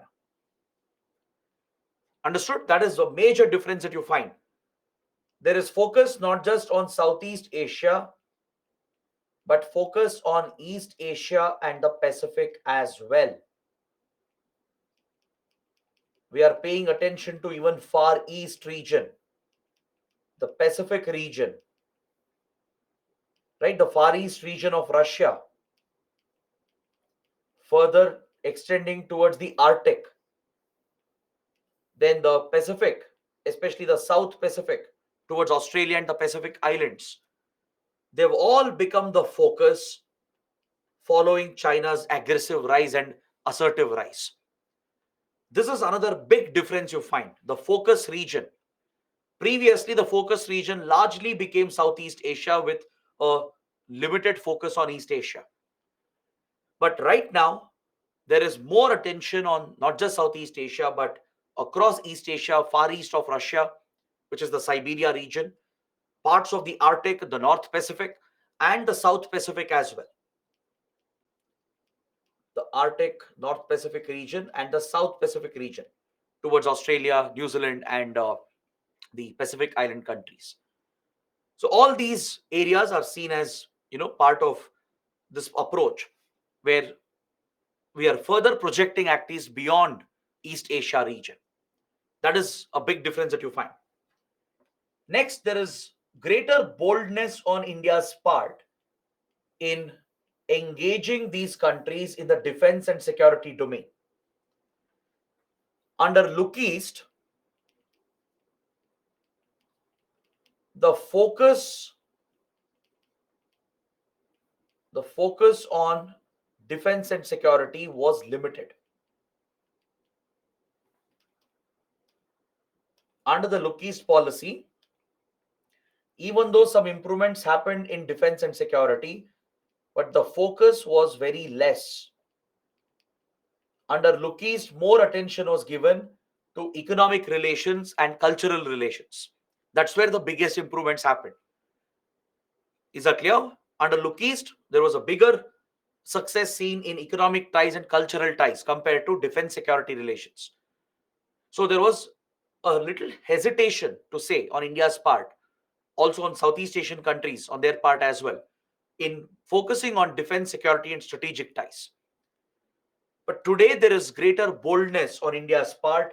We are not hesitating anymore, and we are more open and proactive about improved defense and security collaboration. So today, under Act East, maritime security has been prioritized. It's a key focus area. Intelligence sharing has become a top focus with the friendly countries. then countering all the security threats from terrorism to organized crime, right? All of this has become a focus under Act East policy, all the security issues. Even cyber security is becoming a focus. So this is a major difference that you notice between the Look East and Act East policy. There is more boldness on India's part in engaging on these issues with the Southeast Asian and East Asian countries. The fourth difference you find is that along with building cordial cooperative relations with groupings like ASEAN, India is becoming more hard-nosed, meaning we are striking a stronger bargain. We are trying to strike a stronger bargain when we negotiate with powerful groupings like ASEAN. Is that clear? Because previously, under the Look East, we had a problem. One problem was that the free trade agreement we signed with ASEAN had a lot of drawbacks. See, ASEAN is a very powerful regional group. Even though Southeast Asian countries are small individually, when they come together collectively as a group, they become a very formidable organization. ASEAN is a very strong political and economic union for that matter. So when India negotiated the FTA and signed this free trade agreement, it was designed to benefit both India and the ASEAN countries. But over a period of its implementation, we have noticed that the FTA has largely benefited ASEAN countries more than India. Because of the India-ASEAN FTA, a lot of cheap imports from Southeast Asia have flooded the Indian market, and it has threatened our domestic producers. Our domestic industries, our farmers have been affected. They have not been able to compete with high quality, cheaper products coming from Southeast Asian markets. So this has become one of the drawbacks of India-ASEAN FTA, right? So India feels that under Look East, we weren't hard-nosed in our negotiations. We gave off some concessions maybe. So we believe that we should be more hard-nosed and strike a stronger bargain in these talks to protect our core domestic interests.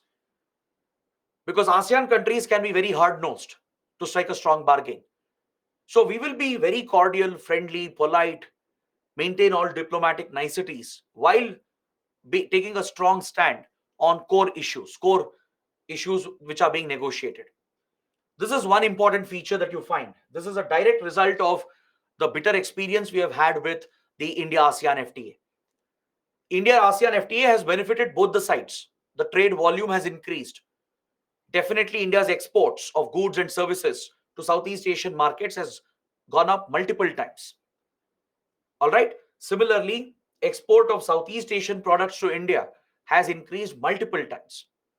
So it has been a big benefit for both. But however, there is a trade imbalance. Southeast Asian countries have benefited more with larger exports to India, driving high quality, cheaper products into the Indian market, which is bringing a flood of cheap imports that is affecting our domestic producers. Our domestic industries and farmers are not able to compete with that, which is taking a hit on our domestic industry. So that is a major concern we have. We feel that we should have struck a stronger negotiation and struck a stronger bargain. So that is another feature you find in Act East policy. India is being more hard-nosed in its negotiations. And finally, the last feature, there is sharper focus on prioritizing the Northeast region and connecting it with not just Southeast Asia, but also East Asia. We are looking to drive more investments from Southeast and East Asia towards the Northeast. We are looking to improve connectivity and create a better gateway that can link the Northeast region with Southeast Asian and East Asian markets. So that's another key difference you find. In the Look East policy as well, there was focus on Northeast India, but it wasn't enough.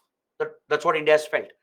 So there is sharper focus on setting up Northeast India as a bridge, as a gateway to link closely with Southeast Asia and even East Asia.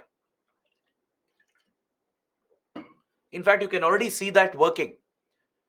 For example, Japan today has become a major investor in Northeast India. Japan is funding many key projects across northeastern states. And the exports from Northeast India to Southeast Asia has gone up by a very big margin, right? So these are some positive changes that you can see in Act East policy, which is essentially an improved version. That is a better way of explaining Act East.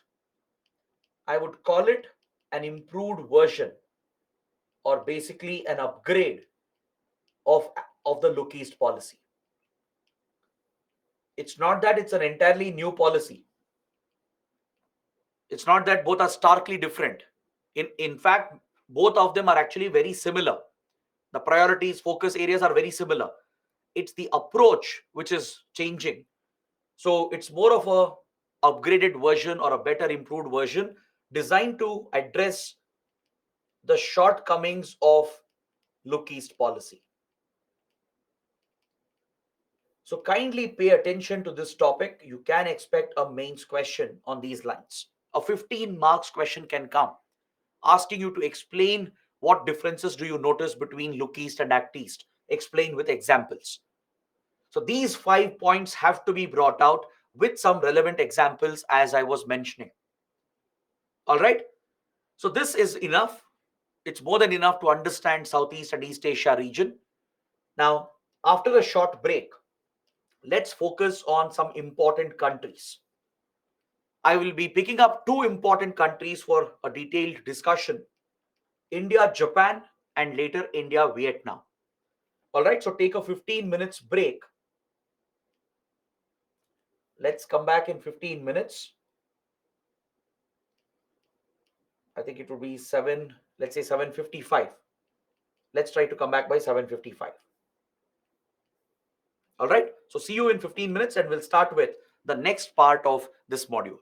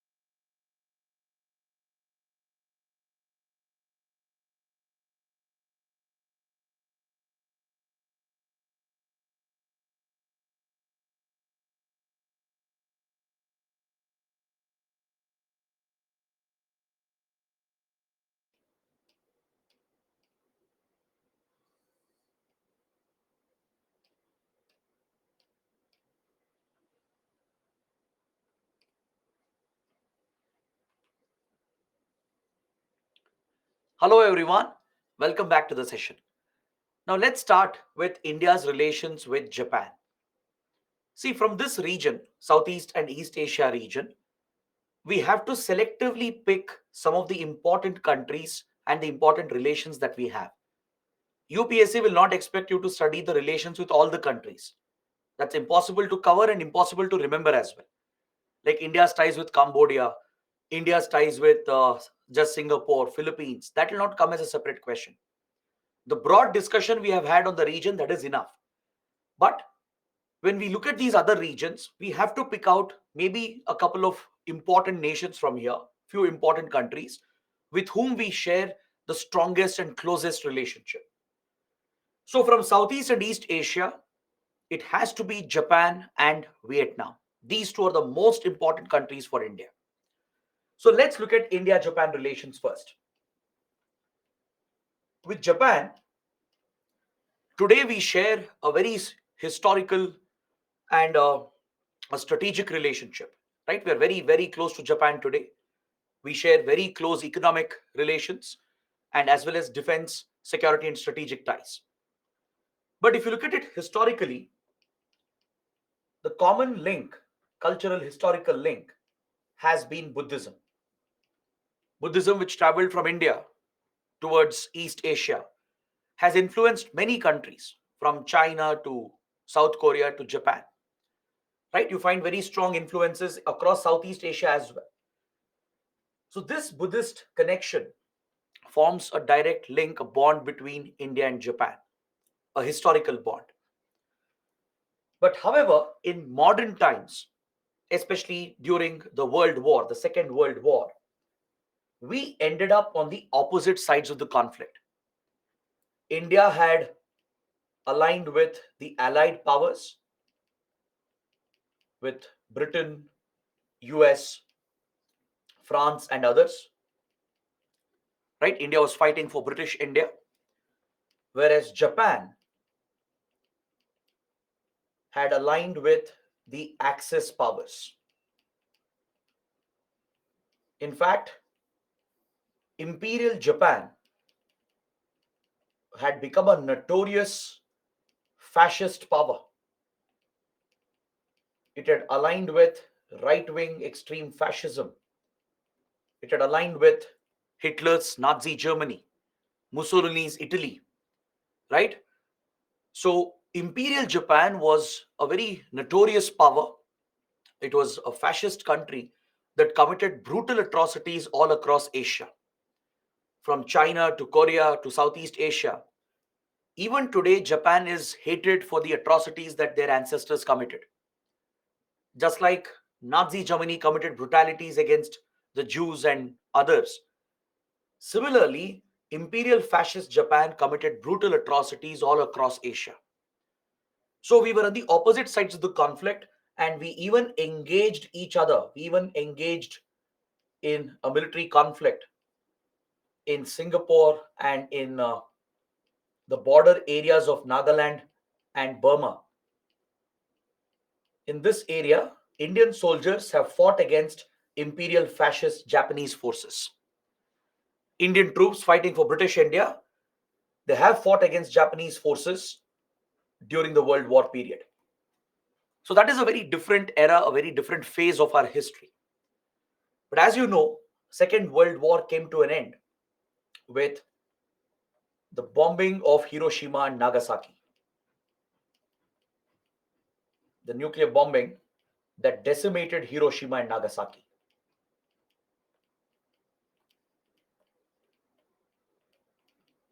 Japan had refused to surrender. It was continuing the war even after Germany, Italy, and others had surrendered. The US, which had developed and tested nuclear weapons, would go on to drop nuclear bombs on Hiroshima and Nagasaki, which forced the surrender of Japan. Japan was defeated, right? And finally it surrendered, which brought the Second World War to an end. So Japan became the only country to suffer the horrors of nuclear war, right? It's become the only country where the nuclear attack had a huge devastating impact. So following this defeat, Japan underwent a complete transformation. It underwent a political, economic, and cultural and social transformation. The United States, which emerged victorious and emerged as the global power, it enforced a pacifist constitution on Japan to ensure that Japan will never become an aggressive power like before. Is that clear? Even today, Japan follows a pacifist constitution which prohibits Japan from going to war. Believe it or not, Japan is not allowed to have armed forces under the pacifist constitution. It cannot pursue nuclear weapons under the pacifist constitution. See, that's one reason why Japan does not possess nuclear weapons.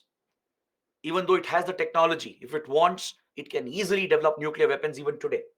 It has the money, it has the technology, the resources. But Japan has firmly stayed away from it because the pacifist constitution prohibits Japan from being an aggressive military power. And it's not just that. As Japan is the only victim of nuclear war, it has taken a moral, principled stand against nuclear weapons. Japan has a very strong commitment to the Non Proliferation Treaty. It gives utmost importance to the NPT, the Non Proliferation Treaty, which we have mentioned and studied in previous classes. So, this is how Japan became a more calm and stable country, and immediately it started focusing on reconstruction. The US guaranteed the defense of Japan, as Japan was not allowed to have its own armed forces. Even today, Japan does not have regular armed forces. Like India, US, or China, Japan does not have regular armed forces even today. Japan has something known as self defense forces, meant only for the defense of the country. Because of its pacifist constitution, it cannot take up any offensive, aggressive military action against any country. It can't raise offensive armed forces. So it has self defense forces for defending the country, and it has a strong commitment to Non Proliferation Treaty, and it has given up the pursuit of nuclear weapons forever. It has a very strong commitment for non proliferation. It doesn't want the further spread of nuclear weapons, as it is the only country to have suffered the horrors of nuclear war. So, this is what defines modern Japan today. Very quickly, the country built itself. It underwent a reconstruction and emerged as an advanced, developed economy within years. That is the technological might of Japan, right? It focused on its economic growth, leveraged its technological advantage, and emerged as an industrialized, developed, advanced economy very quickly. And in order to correct this image from the World War, it started assisting developing, underdeveloped nations in their growth. It started a soft power initiative to win friendships around the world, to correct its historical image. Because post the World War, the Japanese people are apologetic. They are apologetic of what imperial fascist Japan had done. Right? They're ashamed of their past, their history. So, to correct the image and to do justice to the affected areas around the world, it started a program called ODA, Overseas Development Assistance. Through this program, it has provided concessional loans to several countries, including India. It has offered concessional loans and provided investments to fund key development projects around the world, and India is one of the biggest beneficiaries of Japan's ODA program. Is that clear? So today, the relations are completely different. During the World War, we were on the opposite sides, right? But as Japan transformed, adopted a pacifist constitution, gave up its aggression, We have formed a very close relationship, especially after the end of the Cold War. Because during Cold War, Japan had aligned with, obviously, the Western Bloc, the United States. The US had guaranteed to defend Japan as Japan's military was disbanded, right? Japan was demilitarized. The US guaranteed defense and protection on behalf of Japan. So Japan was firmly aligned with the US during the Cold War. So until 91, we didn't have very, very strong ties. We had very basic, decent, friendly relations where we were getting some assistance in the form of concessional loans to fund key projects in India. But today, because of common interests, mutual strategic concerns and interests, the two countries have become very, very close partners as there is a convergence in their interests in the Indo Pacific. Just like India has many concerns about China and other issues affecting the Indo Pacific, Japan also has similar issues and concerns. So these common interests and mutual strategic concerns drive the India Japan relationship today. As I told you, India is one of the biggest beneficiaries of Japan's financial aid, which is delivered through its ODA program, the Overseas Development Assistance Program. Many key infrastructure projects in India, they're all funded with Japanese concessional loans, be it the metro rail projects in major cities like Delhi and Bengaluru. Your Delhi metro, for example, a part of Bengaluru metro and other cities as well. They're funded with Japanese loans and even Japanese technology. The DFC project, the Dedicated Freight Corridor,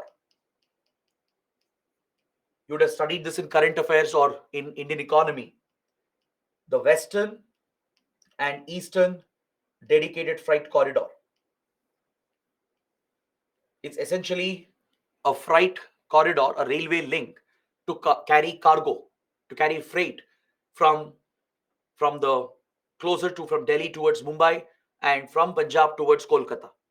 So both the Western and Eastern corridors, the freight corridors, are funded with Japanese loans. The DMIC corridor coming up along the DFC corridor is also funded by Japan. It's an industrial corridor, right? It consists of a road link along with the railway line, the freight line, which is passing parallelly, with industrial clusters coming up all along this industrial belt.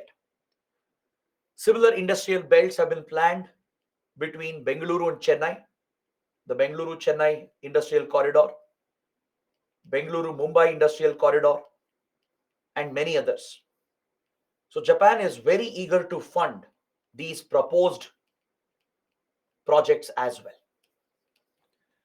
It is also playing a key role in funding high speed rail connectivity in India.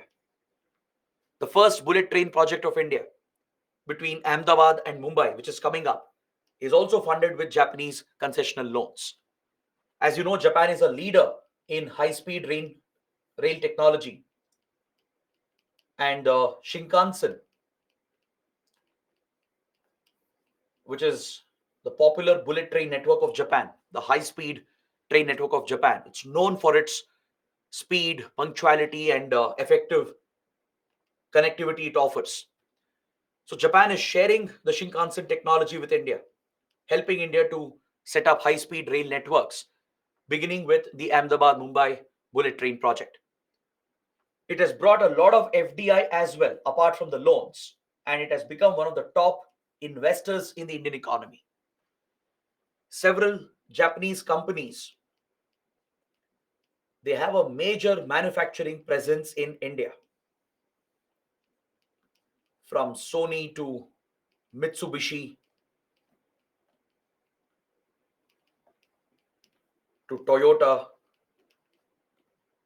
right? Toshiba, and many, many others. These are just the popular ones. Japanese companies have major investments in India with very large manufacturing facilities. We have a very strong economic relationship.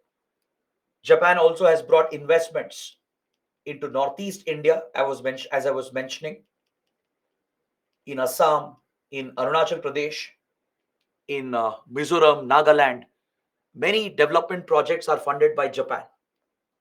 Road projects, rural development projects, even some power projects are being sponsored by Japan in the Northeast region. So this marks the success of our Look East Act East policy. One goal of Look East Act East was to drive investments into Northeast from these countries. So Japan is becoming a major player in Northeast India to create infrastructure and improve connectivity so that growth opportunities are provided in Northeast India. So this largely explains the kind of economic relations we have built, right? But the relationship has suffered few ups and downs in the past. During the Cold War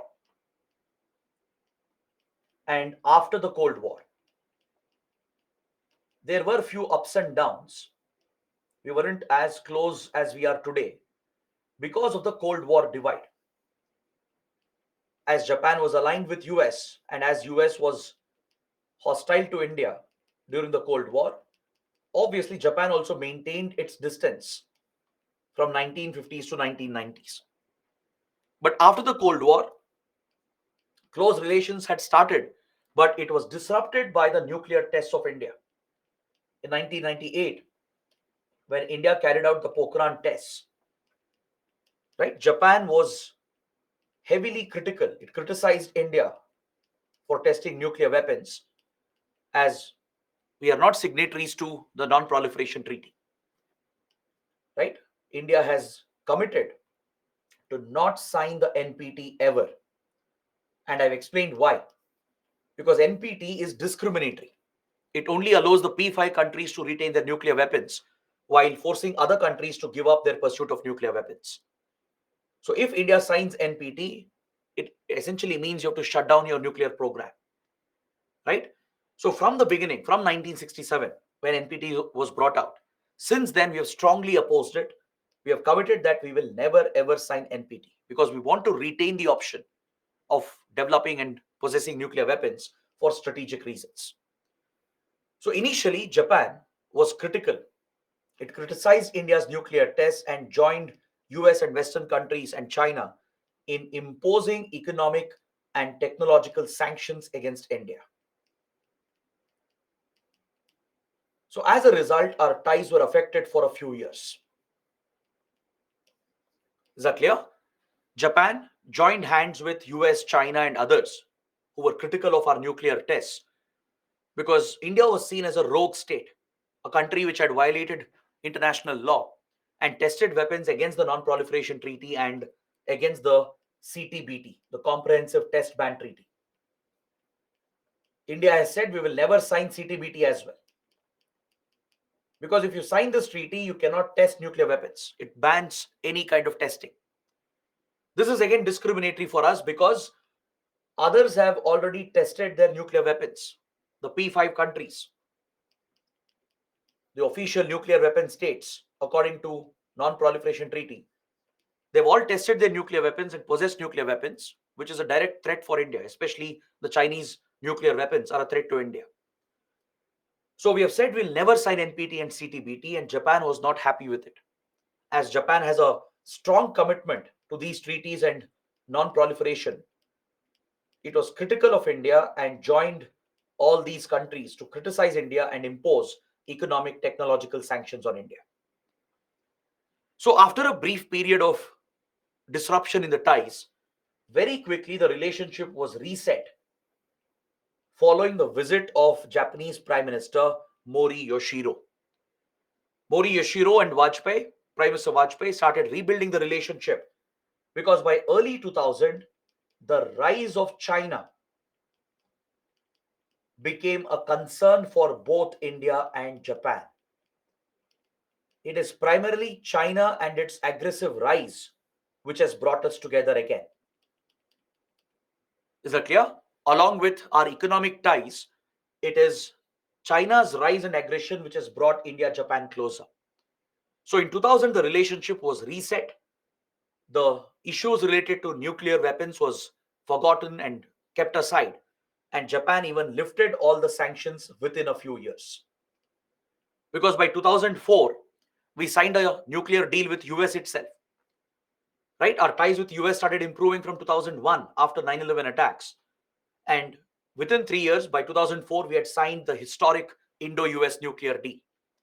So as US gave recognition to our nuclear program and started lifting the sanctions, Japan also reset the relationship and lifted all the sanctions against India. So from here onwards, a close economic strategic partnership started forming. And to drive this economic relationship, we signed a free trade agreement. We signed an FTA called the Comprehensive Economic Partnership Agreement. Any FTA is designed to reduce your trade barriers. For any trade relationship between two countries, there will be two types of barriers that exist. One is your tariff related barriers, that is the barriers caused by taxation, the import duties, custom duties, anti-dumping duties, countervailing duties. You would have studied all these different taxes which are imposed on imports. These tariffs, if they are high, they act as a barrier against trade. It limits the trade opportunities. Then you have non-tariff barriers, which we studied under Bangladesh. These are barriers related to other issues, to non-tax related issues, like lack of connectivity, lack of infrastructure, your visa immigration policies, right? Then the various laws and regulations you have. So they form your non-tariff barriers. So any free trade agreement is generally designed to reduce these barriers to trade, to reduce the tariff barriers and non-tariff barriers. So in a FTA, both the sides will reduce the taxes, the import duties. They'll almost bring it to zero. They provide almost duty-free access, zero duty access. They'll address the non-tariff issues as well by providing for better connectivity, better border infrastructure and trade infrastructure. They'll relax the visa immigration policies. So more students, workers, and businessmen and professionals can move between the two sides. They'll also synchronize some of their laws and policies and regulations to make it easier for the industries and exporters and importers to operate. So FTAs provide for free movement. They are designed to provide for free movement of goods, services, investments, and in some cases, even free movement of people. All right, that's what a free trade agreement deals with. So we struck a free trade agreement to further improve our economic ties. And in 2014, we have elevated the relationship to special strategic global partnership. Strategic ties have been established with focus on defense and security. Prior to this, in 2007, as I was mentioning earlier, we had invited Japan to the Malabar exercise. India had invited Japan to the Malabar naval exercise, which otherwise was a bilateral exercise between India and US. So along with Japan, even Australia, Singapore were invited. But China saw this as a military club designed to contain Chinese influence. So it would retaliate against India, put pressure on India to not hold these exercises. So following the Chinese retaliation, we stopped inviting Japan, Australia, and Singapore and returned Malabar exercise back to the bilateral format for a few years. So this is how our relations started building up. And by 2011, we had a free trade agreement in place. And by 2014, we had elevated the relations to strategic partnership level. In the same year, Japan committed around $35 billion in investments and loans to drive India's economic development. All right? It committed $35 billion as part of concessional loans and FDI, which would drive key projects in India. And finally, in 2015, after China kept threatening India and Japan repeatedly, right? It escalated the border tensions with India. We have studied how China started increasing border incursions post 2010. as India got closer to US, right? As our defense security ties improved with the United States, China started retaliating against India, and it started carrying out more frequent border incursions. It started violating all the boundary agreements we have. So India was very uncomfortable with Chinese military aggression, and the same was being experienced by Japan as well. In the East China Sea, China was acting very aggressively over the Senkaku Diaoyu Island dispute.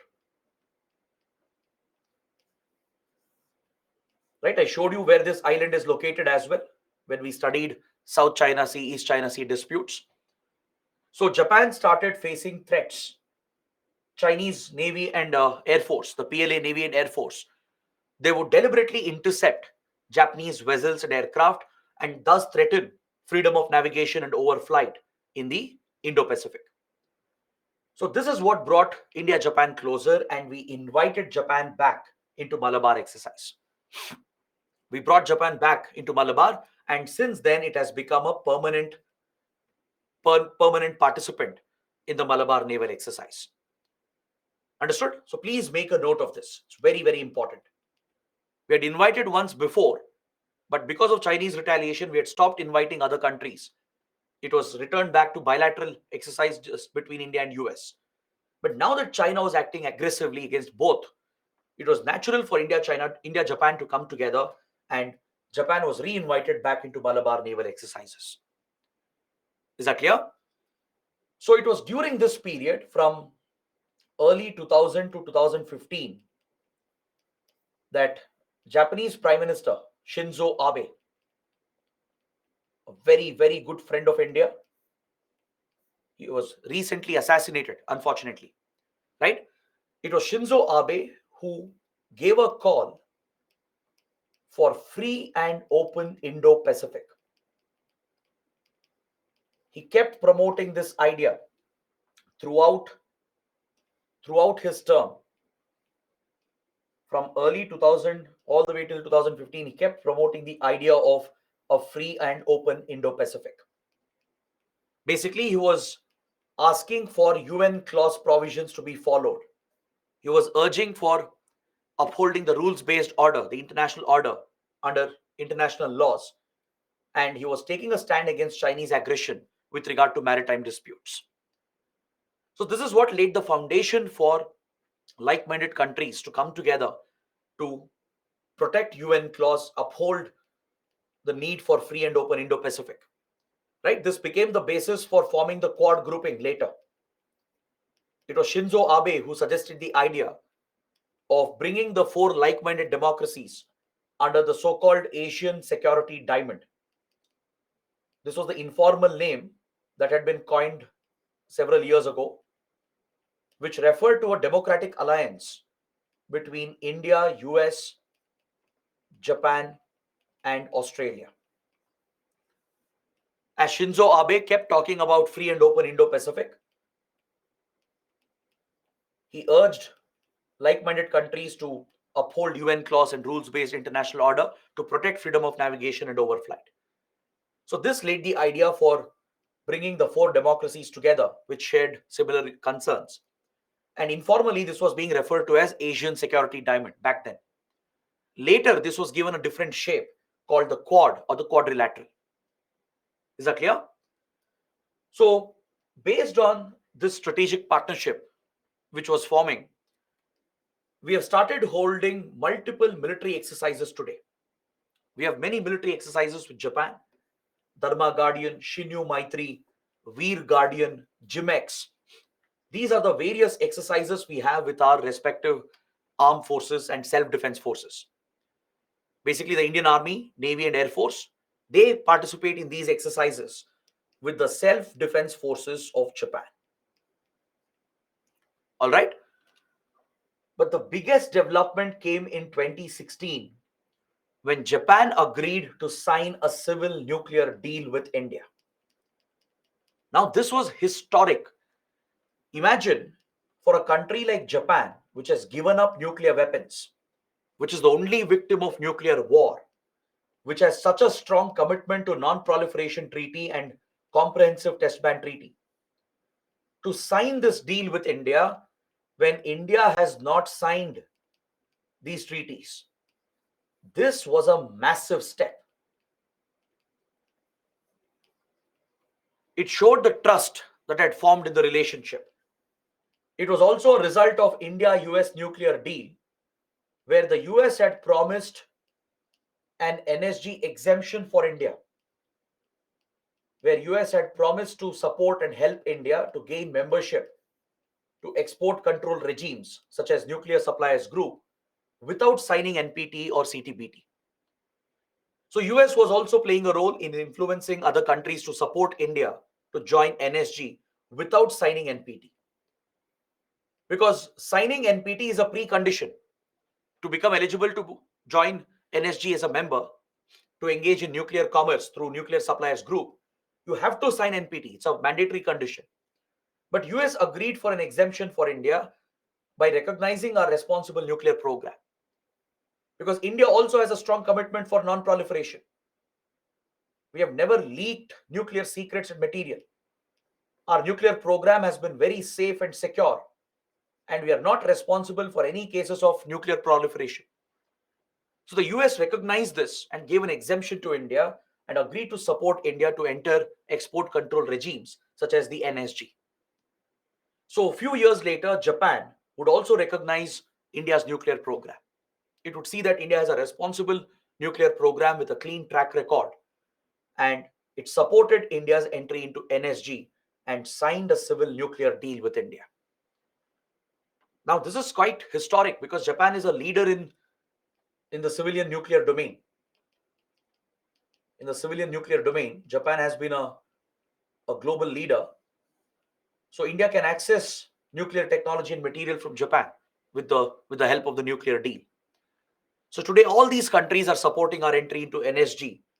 But as we studied, it is only China which is blocking our entry. China is the only NSG member blocking India's entry into the club. Is that clear? So kindly understand the significance of this. There might be a 10 marks question where UPSC might ask you to illustrate the importance of India-Japan nuclear relations. So you have to talk about the entire background from Hiroshima, Nagasaki to Japan's commitment to non-proliferation treaty, its opposition to India's nuclear weapons and nuclear testing, how it affected the ties, how Japan also imposed sanctions on India, and then how it has been reset. That shows the complete turnaround and transformation in the relationship. Right? It shows the trust that exists today. It shows the strategic partnership which has formed today. In 2017, we even launched Asia-Africa Growth Corridor, which I was mentioning under India-Sri Lanka. And this is seen as a counter to China's Belt and Road Initiative. If China has Belt and Road Initiative, India, Japan have launched Asia-Africa Growth Corridor to fund infrastructure projects, connectivity projects across Asian and African countries. Is that clear? They're looking to take up joint projects where they will fund these initiatives and execute them together. We even established a 2+2 ministerial dialogue in 2019, which allows our foreign ministers and defense ministers to engage in a simultaneous discussion to talk about important foreign policy and security issues. That's what a 2+2 dialogue means. Countries which are very close to each other, which have very close defense relations and foreign relations, they often establish this format of diplomatic dialogue called 2+2 dialogue. So 2+2 dialogue can be at the level of officials as well, between government officials from foreign ministry and defense ministry.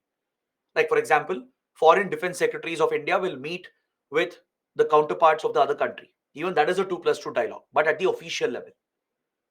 But this can be elevated to the ministerial level, where cabinet ministers at the level of foreign and defense ministers, they meet simultaneously.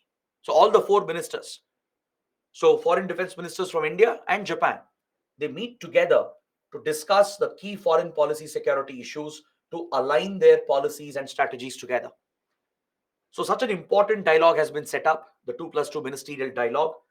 And last year, when Japan's Prime Minister Fumio Kishida visited India, he has announced another commitment of $42 billion worth of investments to India in the coming decade. This clearly shows that Japan is one of the biggest investors in India. Japanese loans and funds are critical for infrastructure projects in the country, and parallelly, we have built a very strong defense military relations and a strategic partnership to counter China. Today, we are considering procuring military equipment as well. Defense trade in defense technology is being considered, and India is interested in procuring the amphibious Shinmaiwa US-2 aircraft for the Indian Navy and the Coast Guard. This is a proposal which is present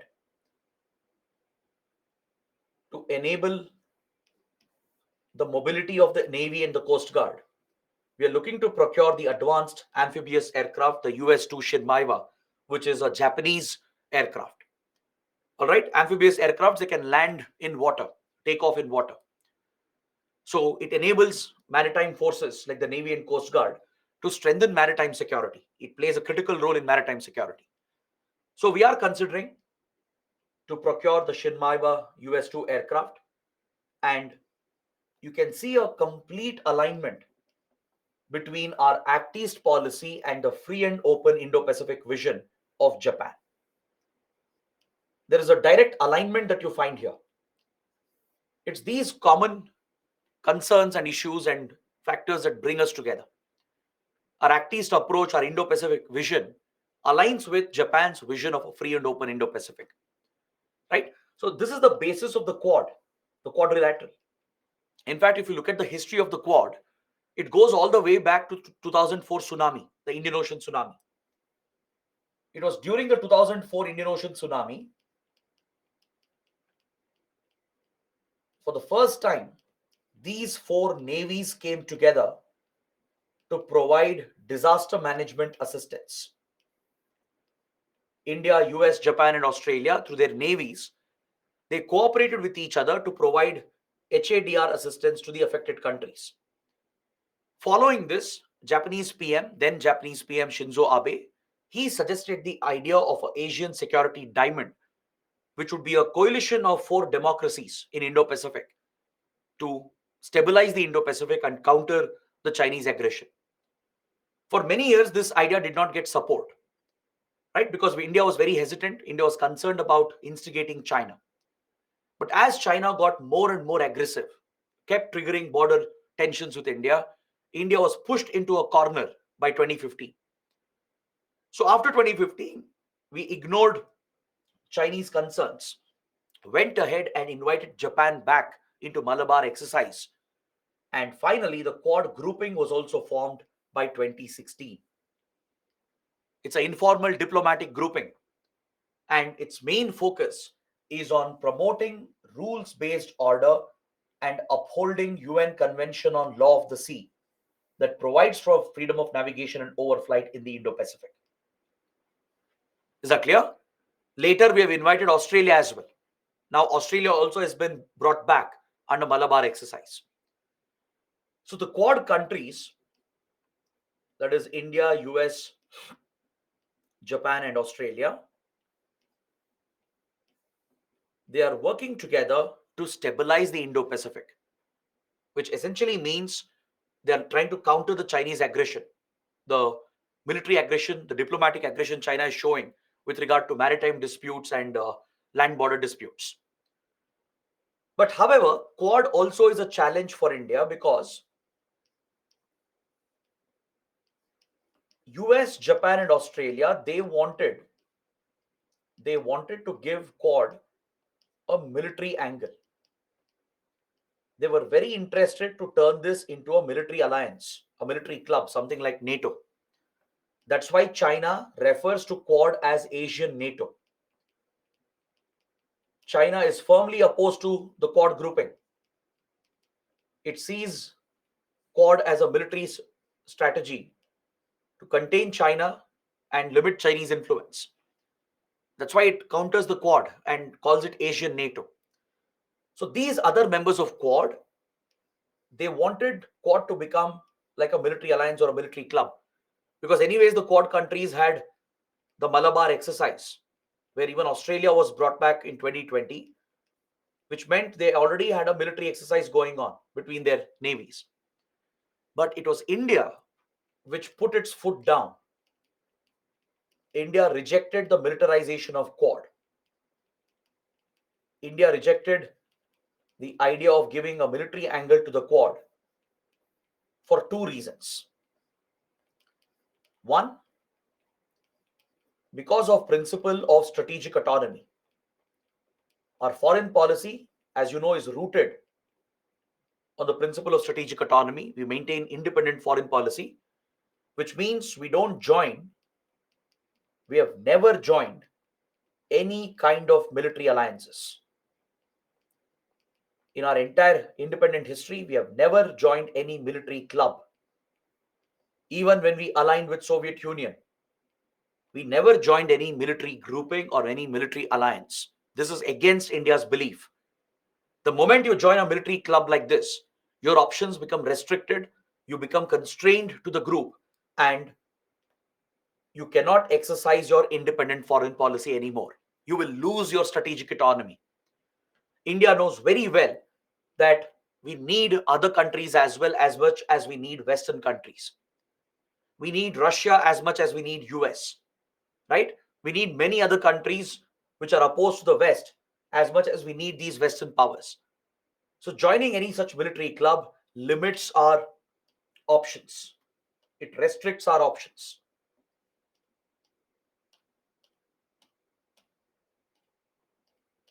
So that is why India was not at all interested in giving the military approach to the Quad grouping. Even though it was pushed by US, Japan, and Australia, right? We firmly stayed away from it. We put our foot down and we said, our principle of strategic autonomy does not allow us to militarize the Quad. We can't be part of any military clubs or groupings. So that's why Quad remains a diplomatic grouping. The second reason why India didn't want to militarize Quad is because we don't want to trigger China. We don't want to unnecessarily provoke or instigate China, because at the end of the day, we will bear the consequences, not the others. US, Japan, Australia don't share land borders with China, but India does. The two are disputed border. If China wants, it can retaliate against India and punish India as well. And we know that very well. It's important to acknowledge and realize that China is a superior power to India. We are not undermining India. Please understand what I'm saying. The government also acknowledges this. India is a formidable power. We are a formidable economy and a military power. But China is a much more superior economic and military power than India. It can inflict severe damage on India compared to what India can do to China in a worst case scenario.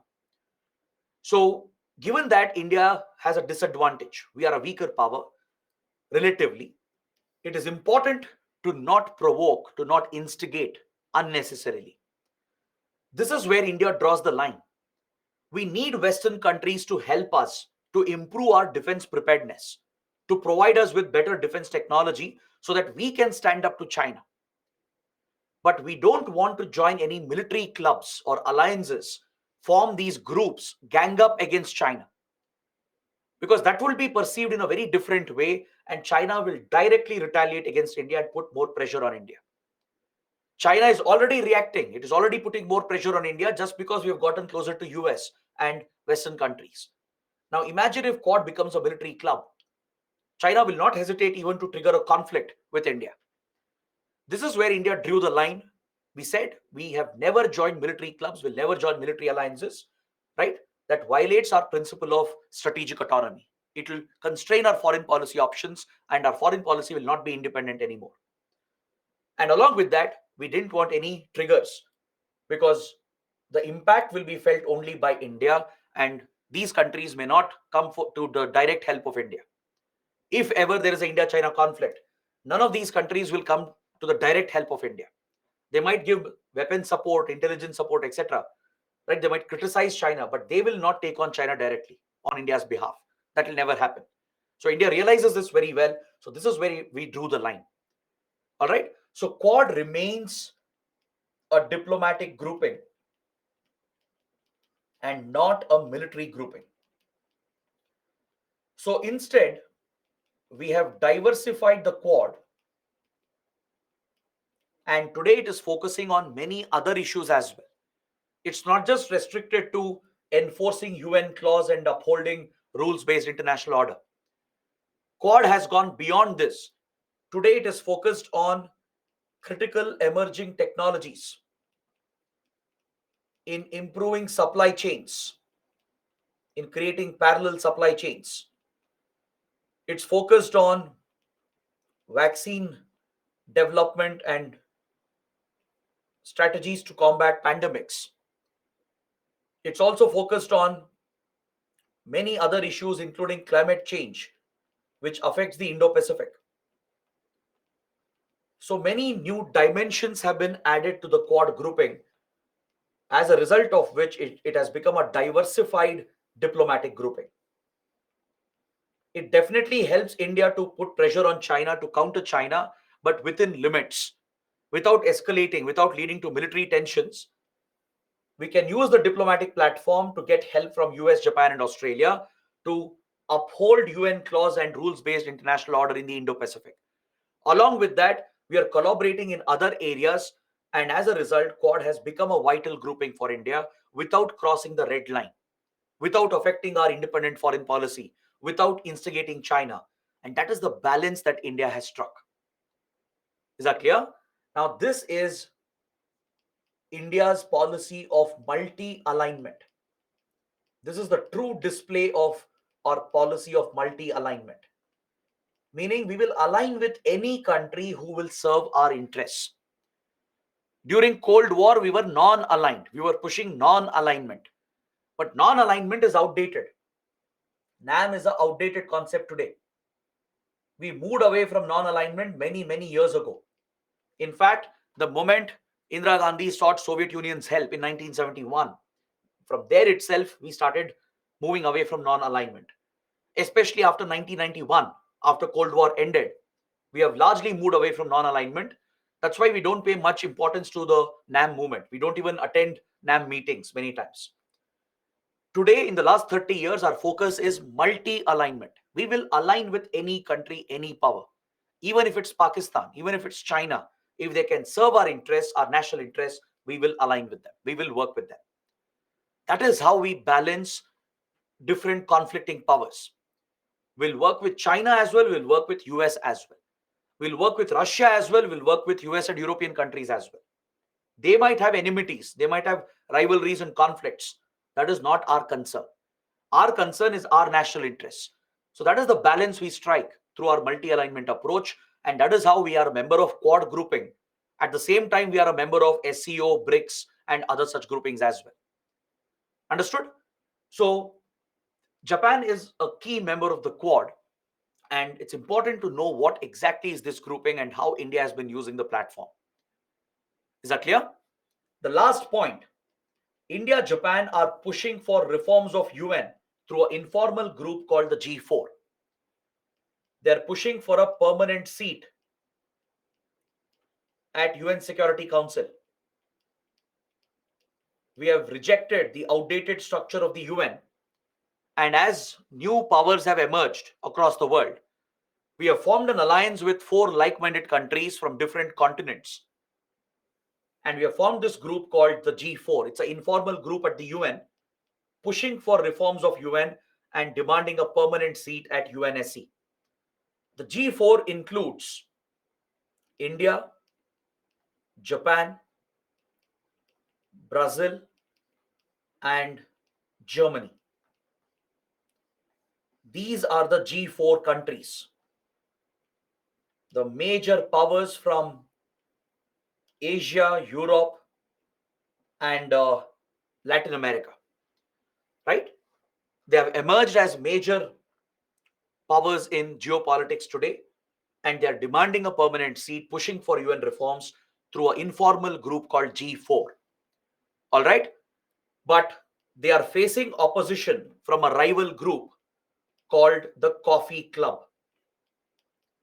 There is another informal group at UN called Coffee Club, which is opposing the permanent seat for G4 countries.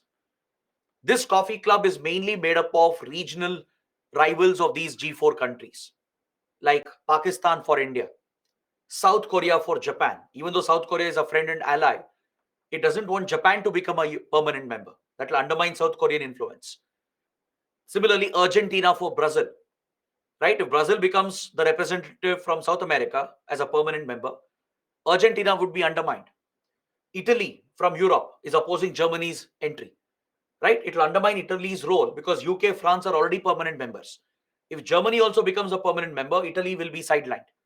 So many of these regional rivals and other countries who are against UN reforms, who are against permanent seat to these four countries, they have formed a counter group, an opposition informal group called Coffee Club. So at UNSC, you see this conflict between G4 and Coffee Club. So India, along with Japan, Brazil, Germany, is pushing for a permanent seat and the reforms of the UN, but Coffee Club countries are opposing it. So this covers the entire spectrum of India-Japan relations. If you can understand all these key points and understand the analysis that I have provided, right, this covers the whole topic. It will give you enough material to answer any question that might come on this topic. Is that clear? Don't neglect Japan at any cost. It's a very, very important country. So if this is clear, let's move on to the next country, India and Vietnam. It's a smaller topic. We'll complete this. And then we will take a look at all the important groupings and organizations from Southeast Asia and East Asia. So if you look at India-Vietnam relations, today it's a very special strategic relationship, but in the past, there has been complexities involved. For example, during the Cold War, Vietnam got divided. The Vietnam War broke out, which was a direct result of Cold War rivalries. And it was essentially a proxy war involving the communist powers,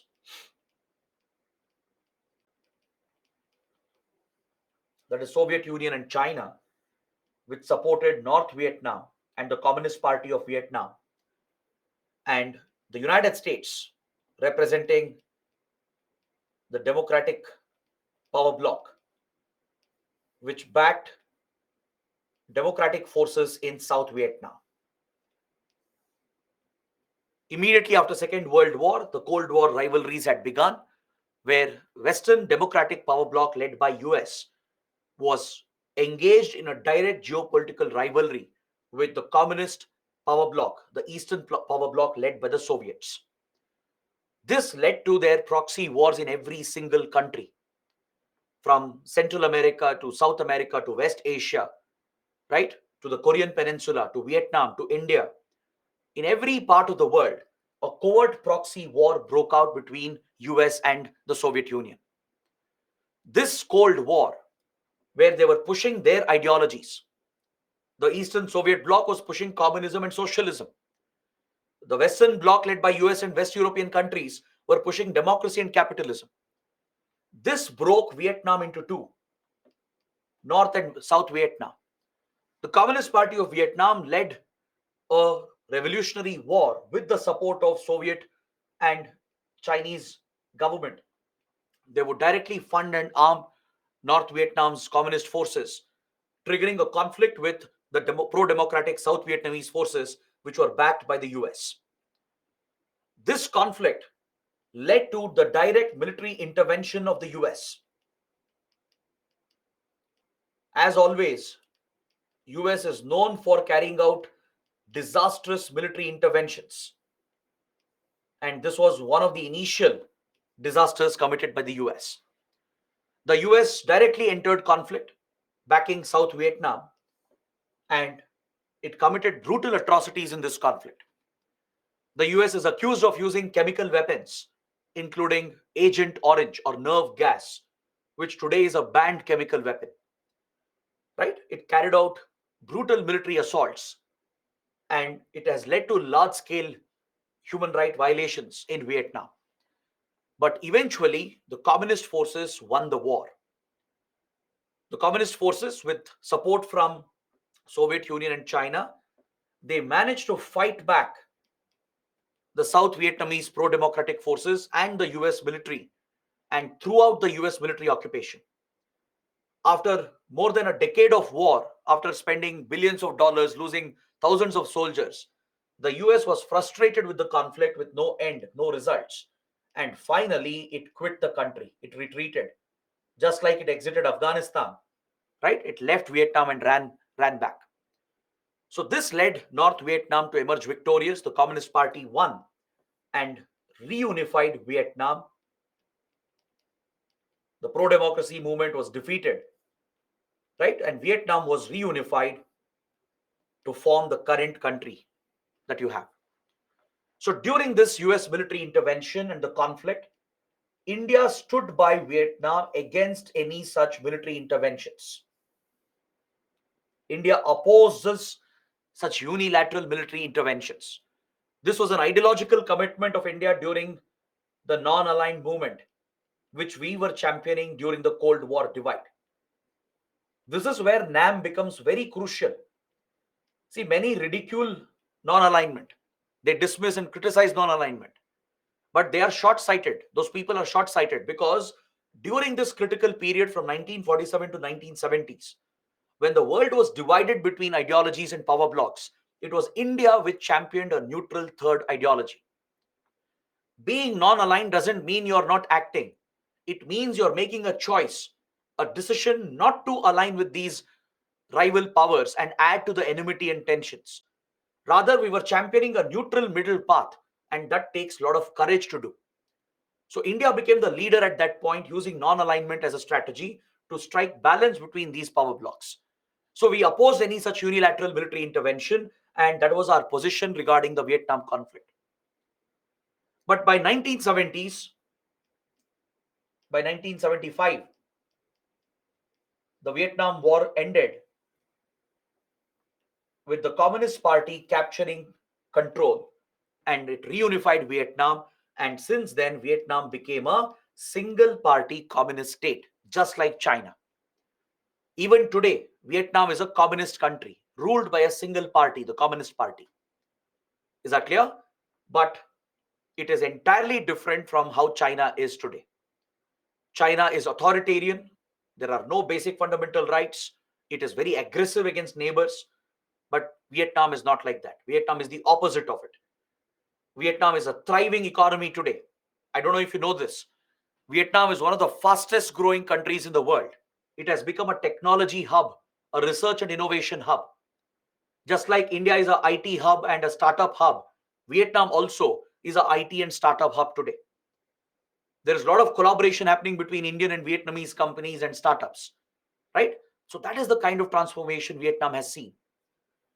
But Vietnam also has faced a lot of challenges in the past. After reunifying, it faced many challenges because obviously on one hand we had aligned with Soviet Union because of the American threat against India during 1971 war. We had clearly aligned with the Soviet Union. We had abandoned non-alignment, signed a treaty of peace and friendship with the Soviet Union, and became a close partner to the Soviet Union. We even started procuring arms and weapons and military equipment from Soviet Union. That's how we modernized our armed forces. The same happened with Vietnam. As the Communist Party came to power, it obviously aligned with Soviet Union during the Cold War and started procuring arms and weapons from Soviet Union. So this led India Vietnam to come closer, as we were both good friends of Soviet Union, procuring same military platforms, right? It created an alignment between India and Vietnam. But what really brought India Vietnam together is their common concern about Chinese aggression. Just like China has threatened India, increased border tensions, disputed our border, and even attacked India, fought a war against India. Similarly, China has done the same with Vietnam. In 1979, it attacked Vietnam over a land boundary issue. They have fought a brief war. similar to our 1962 conflict. So Vietnam has always seen China as a major threat, a strategic military threat. We have studied the maritime dispute that exists in South China Sea. Right? I've explained this in detail under India China. So here as well, China has claimed Vietnam's territories and EEZ, the Spratly Islands, the Paracel group of islands, which would belong to Vietnam, are being claimed by China, and China is claiming the whole EEZ to itself. So, because of these land boundary issue, the brief conflict, and later the maritime dispute in South China Sea, a strategic alignment has developed between India and Vietnam. After the Cold War came to an end, we established very close economic ties in various sectors like agriculture, healthcare. We started making investments in both the countries. Many Indian companies operate here. Many Indian companies have big investments that have happened in the last 30 years. Our economic relations have really boomed and developed, from agriculture to science and technology to space cooperation, healthcare, IT, and research and development as well. In all these key sectors, there is close collaboration today between India and Vietnam. All right. So in 2007, they elevated the relationship to a strategic partnership level. And in 2016, recently, they have further elevated this to comprehensive strategic partnership. It basically signifies the growing strategic ties. You form strategic ties with close partners with whom you have a well diversified relationship. Strategic partnership means the relationship is not limited to one or two areas. It's a very diversified relationship, from defense to technology, agriculture, economic cooperation, cultural ties, health and education.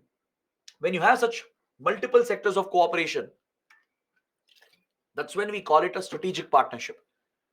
So countries which are very, very close to each other with a lot of focus on defense and security issues, they elevate their ties with strategic partnership agreements and comprehensive strategic partnership agreements. So today, India-Vietnam relations have truly diversified, and it's one of the strongest relations that we have in the region. Is that clear? So let's see, what concern do they have with China, and what kind of defense military relations and economic relations have developed. The biggest concern for both happens to be the Chinese aggression, both over their land border and also in the maritime domain in the Indo-Pacific.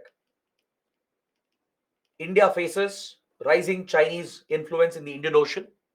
Vietnam faces maritime threats in South China Sea over the South China Sea dispute, right? Along the Himalayan border and also along the China-Vietnam border, there are tensions created by China. And China is very aggressive. It does not hesitate to use military force to carry out incursions and threaten the other countries and even violate their sovereignty. This is something that brings us together. It's the history of clashes and conflict that we have with China that brings the two countries together. And naturally, we have formed a strategic partnership designed to counter China. All right. Remember, I told you one incident while talking about South China Sea. In 2012, India's OVL had been invited for oil exploration. Since Vietnam has hydrocarbon reserves in South China Sea, which is part of its exclusive economic zone, it's part of the Spratly Islands and Paracel Islands and the EZ around it. It belongs to Vietnam according to UN clause provisions. So in Vietnamese EEZ, Vietnam wanted to explore hydrocarbon resources and extract the resources as well. So it had invited India to participate in the joint exploration.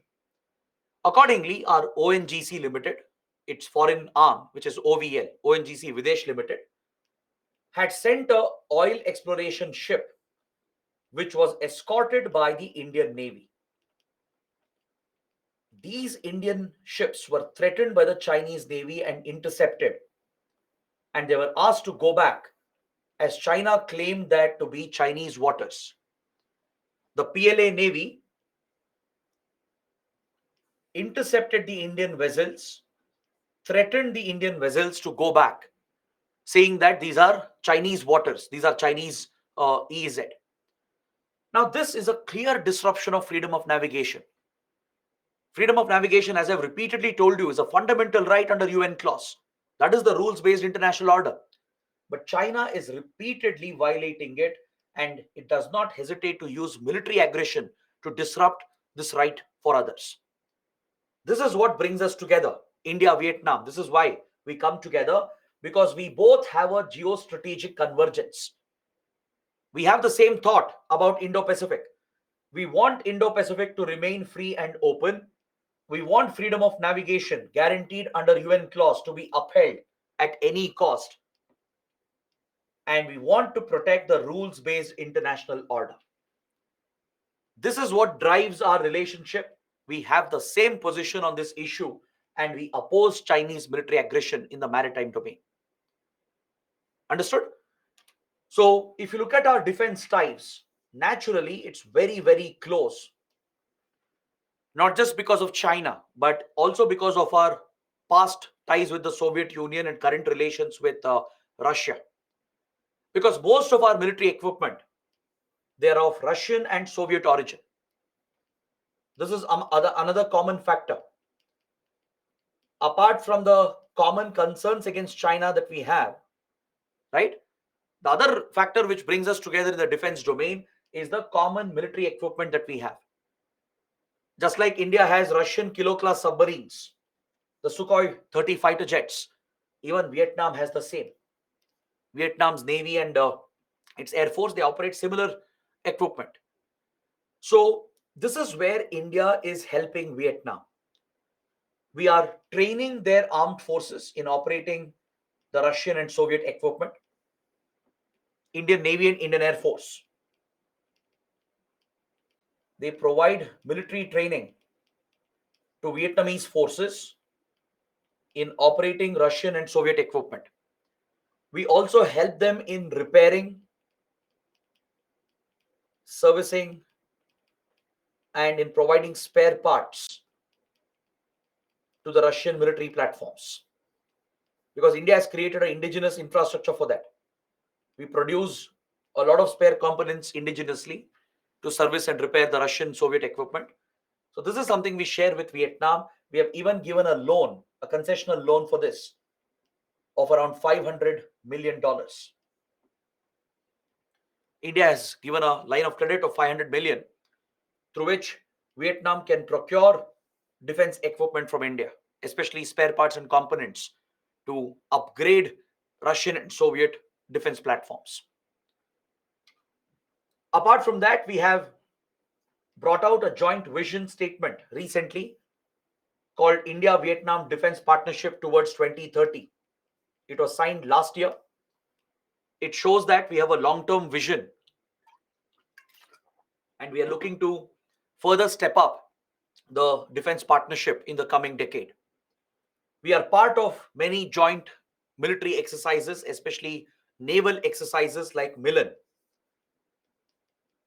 Indian Navy organizes the Milan multinational naval exercise. Multiple countries are invited from Singapore, Thailand, Indonesia, Sri Lanka, Bangladesh to Vietnam. Even Japan has been invited. Last year when we held Milan exercise, even Japan took part in it for the first time. So Vietnam is a major participant in the Milan exercise, which is a multinational exercise hosted by Indian Navy. We even have a bilateral naval exercise called WinBAX, Vietnam-India Naval Bilateral Exercise. And recently we have gifted a naval ship to Vietnam. Does anyone know the name of this naval vessel which India has gifted to Vietnam? It's a very recent development. Just few weeks ago, just a few weeks back, it was widely reported in newspapers. It was shown as a mark of growing defense relations between India and Vietnam. Kostub and Janvi have given the correct answer. Very good. It is INS Kirpan. This naval vessel has been given by India to Vietnam. It signifies our growing defense relations, especially in the naval and maritime domain. There is also a proposal for selling the BrahMos cruise missiles to Vietnam, and the talks are going on. Now, this will be a strategic development, a very, very big development. For many years, Vietnam has shown interest to procure the BrahMos. As you know, BrahMos is a joint venture between India and Russia, and it's one of the most advanced, fastest, and most accurate cruise missiles in the world.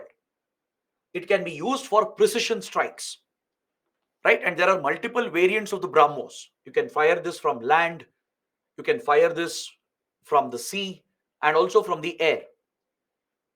It can be very useful to target terror camps which are hidden behind forests and mountains. It can be very useful to target precise enemy locations. It can be used even to target ships, right? Any surface targets. So BrahMos is a very versatile weapon jointly developed by India and Russia. So Vietnam has been showing interest for many years, and today the talks are going on. In the last few months, talks have accelerated to sell BrahMos from India to Vietnam. This will strengthen Vietnam's response against Chinese military aggression, especially in South China Sea. Right now, Chinese Navy is blatantly threatening Vietnam. With BrahMos, Vietnam can easily counter China and deter China as well. But however, India is little hesitant. Selling BrahMos would be an escalation from the Indian side. Some are arguing that if China can arm Pakistan and use Pakistan as a proxy against India, some are arguing that India should do the same. That we should arm Vietnam, give them even more military support, provide them BrahMos and other key platforms so they can counter China. But there is a hesitation on the Indian side that if we take up this step, if we sell BrahMos to Vietnam, that could be seen as a major escalation by China. China might retaliate, it might put more pressure on India. So that's why the talks are going on, but it's been delayed. This proposal was made many years ago, actually. It's been delayed, it's a pending issue, but definitely the talks are going on and it might be finalized. You never know. India might agree to this and we might export BrahMos to Vietnam. Understood? Now, do you know, recently we have signed a deal to export BrahMos to another country, another Southeast Asian country. Do you know which country it is? Last year, we signed a historic deal to export BrahMos to a Southeast Asian country. Very good. Most of you are getting the right answer. It is Philippines. Philippines also has maritime disputes in South China Sea. We saw the Scarborough Shoal, Macclesfield Bank, and New Mischief Reef. I showed you all those locations, these small islands in South China Sea, which actually belongs to Philippines, but China is claiming them. China threatens Philippines and targets Philippines as well with military aggression. Right? Philippines had approached Permanent Court of Arbitration, filed a case against China, PCA. PCA ruled in favor of Philippines and ordered China to respect UN clause. But still, China has ignored the PCA award and it continues to threaten Philippines and act against Philippines. So, India selling BrahMos to Philippines is a major step. The deal has been signed and we are going to export in the near future. We are going to send BrahMos missiles, the cruise missiles, to Philippines. So now that India has signed the deal with Philippines, it might become easier to sell the BrahMos missiles to Vietnam as well. So this is something you should watch out for. It's a very, very big development. It shows India's increasing military profile in the South China Sea. right? It is India's way of countering China in a way. Just like China, arms Pakistan, uses other countries in South Asia and Indian Ocean to counter India and to contain India. So this is the special relationship that we share, and you see this in the space domain as well. There is very close collaboration in the space sector. ISRO is looking to set up a satellite tracking imaging center, because to track our rocket launches and satellite launches, we need a global network of tracking stations, right? We already have few such tracking stations. We have one in Mauritius, we have one in Brunei, one in Indonesia. ISRO has already set up these tracking stations in foreign countries to track the launches from Sriharikota and even to maintain contact with the satellites in orbit, to control their operations, right? To raise and lower their orbits, to receive data from them. You need a global network of stations to track satellites and maintain communication with them.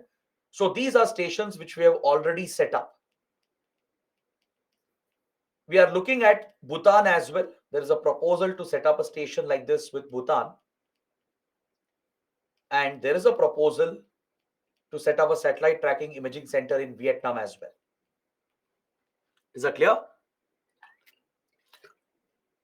So this will be mutually beneficial, because it will not only help ISRO to set up a tracking station and better monitor the launches and control satellites in orbit, it could also help Vietnam, and it could be given a military angle if required. Since it will consist of an imaging center as well, which can receive imaging data from our Earth observation satellites. They are essentially spy satellites, military satellites.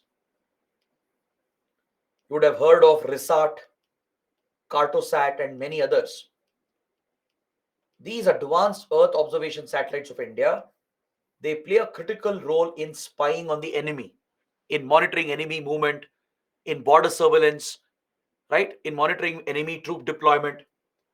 So if India shares the imagery with Vietnam, it could help Vietnam to monitor Chinese military deployment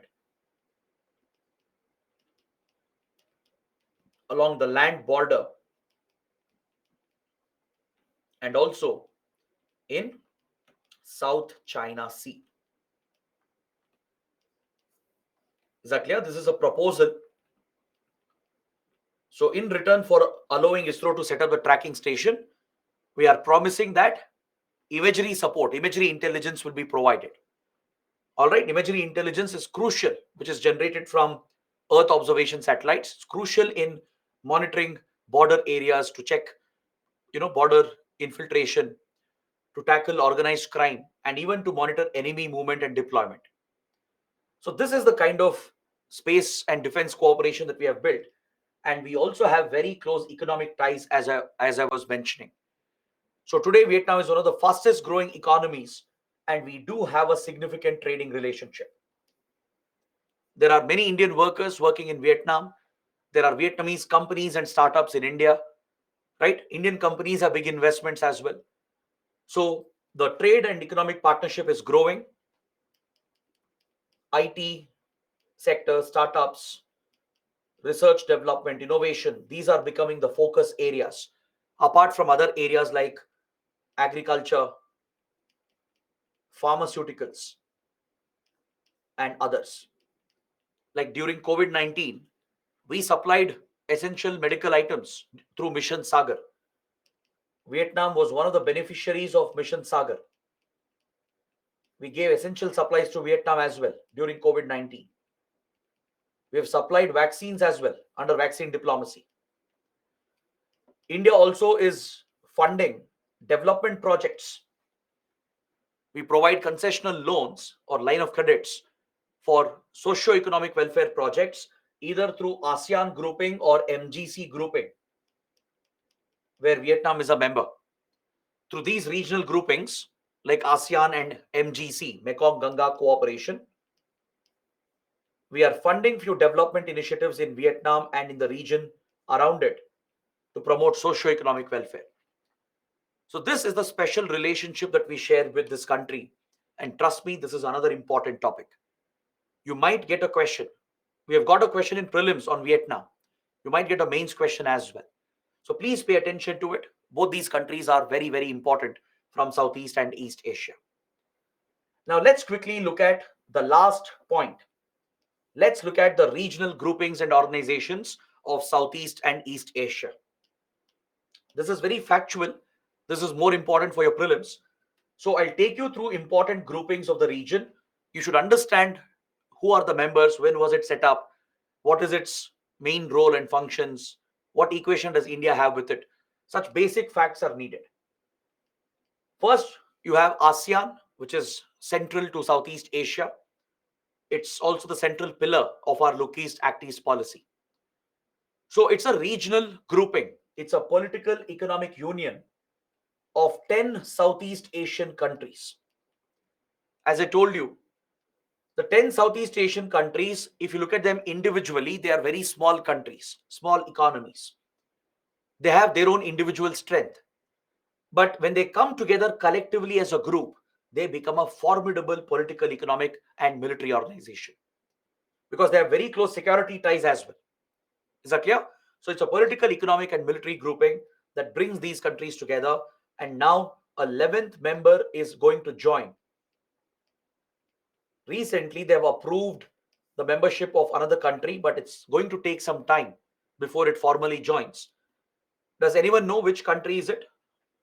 Which will be the 11th member of the ASEAN?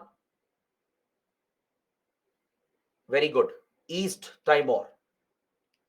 East Timor is the new member. It's been approved last year, but it's yet to take place because the process of joining will take time. There are several formalities to be fulfilled. Maybe in another 2 years, East Timor will formally become the 11th member of ASEAN. As of now, it has only 10 countries, the 10 Southeast Asian countries. It was established in 1967 through the ASEAN Declaration or Bangkok Declaration. Since then, it has formed a free trade area providing for free movement of goods, services, investments. These countries have built close political, cultural ties, economic ties, and even close military defense relations as well. All right. So India's primary engagement with the region has been with ASEAN Group. When we launched our Look East policy in 1991, we put this into action in 1992 by establishing a sectoral dialogue with the ASEAN Group. India realized that there's no point in dealing with these countries individually. See, bilaterally as well, we have good ties with them. But instead of approaching them bilaterally, instead of dealing with each country separately, we focused on the entire group. ASEAN became the pillar, the central pillar of our Look East policy. Even today, ASEAN is the focus of our Act East policy. So we established a sectoral dialogue in 1992 and became a full dialogue partner with the ASEAN Regional Forum, which is a much larger grouping created by ASEAN countries. We will discuss ASEAN Regional Forum as well. I'll show you who are the members. ASEAN Regional Forum or ARF, it is a much larger grouping created by ASEAN countries. ASEAN itself has established this larger group. So India became a member of ARF, gained the status of full dialogue partner, and in 2002, we decided to hold annual summits. 1 decade after Look East policy, 1 decade after setting up sectoral dialogue with ASEAN, we decided to set up annual summit level interaction, meaning at the highest level, at the level of prime ministers, presidents, every year a India ASEAN summit will take place. Is that clear? After each year's ASEAN and East Asia summit, which take place together, one after the other, we will hold a India ASEAN summit as well. We are invited every single year to participate in ASEAN Meet and East Asia Summit. We are a member of East Asia Summit as well. Following these meetings, which is a multilateral meeting, we hold a separate dialogue with ASEAN countries. Right? That's why Indian Prime Minister will travel and attend these summits. Just few weeks ago, just 2 days before we held the G20 summit, the ASEAN East Asia Summit was held in Indonesia, and PM Modi traveled to Indonesia, even though G20 summit was about to begin in India.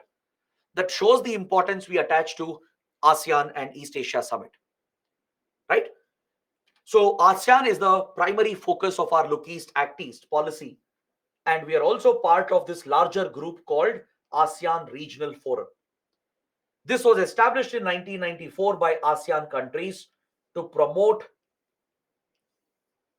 security cooperation and promote peaceful, stable relations in the region amongst all the members present in and around ASEAN countries. There are 27 members involved in this forum. That includes your 10 ASEAN countries who started this forum, 10 dialogue partners of ASEAN, that is Australia, Canada, China, European Union, India, Japan, New Zealand, South Korea, Russia, and US. These are the 10 dialogue partners of ASEAN. They have this status. All right. And other middle powers from the region, from South Asia, from East Asia, they've all been invited, like Bangladesh, DPRK, that's your North Korea, Mongolia, Pakistan, Sri Lanka, Timor-Leste, and one observer, Papua New Guinea, from the Pacific. All these countries are part of it, the ASEAN Regional Forum. It's seen as a security forum focusing on security issues and stabilizing the ASEAN region and the larger Indo-Pacific region. All right, so these are two important groups you have to remember, ASEAN and ASEAN Regional Forum. If you look at India-ASEAN relations, the biggest success we have seen under Look East, Act East policy is the signing of the free trade agreement that I was mentioning. Right, we have signed the Comprehensive Economic Cooperation Agreement in 2003, based on which we worked out a trade agreement in goods, services, and investments. These negotiations took few more years after the SECA was signed, and the first trade in goods agreement was signed in 2009, which has come into force from 2010. So this provides free movement for goods between India and ASEAN. The idea is to promote exports of both the sides to boost the bilateral trade volume. Few years later, we signed the trade in services and investments in 2015, which has now provided for free movement of services and investments as well. So it's a very comprehensive free trade agreement that covers goods, services, and investments. All right, but however, the FTA has definitely boosted bilateral trade. It has increased Indian exports. It has helped our economy, definitely, there's no doubt. Our exports have gone up, creating more jobs in India, boosting production in India. Right, the bilateral trade volume has increased. So there are many positives from this FTA. But along with the positive developments, there are major concerns for India because we have had a bitter experience with this FTA. See, FTAs can be a double-edged sword. It can benefit, at the same time it can cause harm, it can cause damage. So India has had a bitter experience, and we feel that ASEAN countries, they ensured that they got more benefits from the deal than India. There are certain specific issues and concerns that we have. That's why we feel that we had a bitter experience with the FTA. And that's why for almost 10 plus years, we never signed another FTA. Until last year, India did not sign any trade agreement with any country. We even stopped these trade negotiations because of this bitter experience with ASEAN. One major concern India had was the flood of cheap imports from ASEAN market. There was a flood of cheap imports into India, which has affected several domestic industries.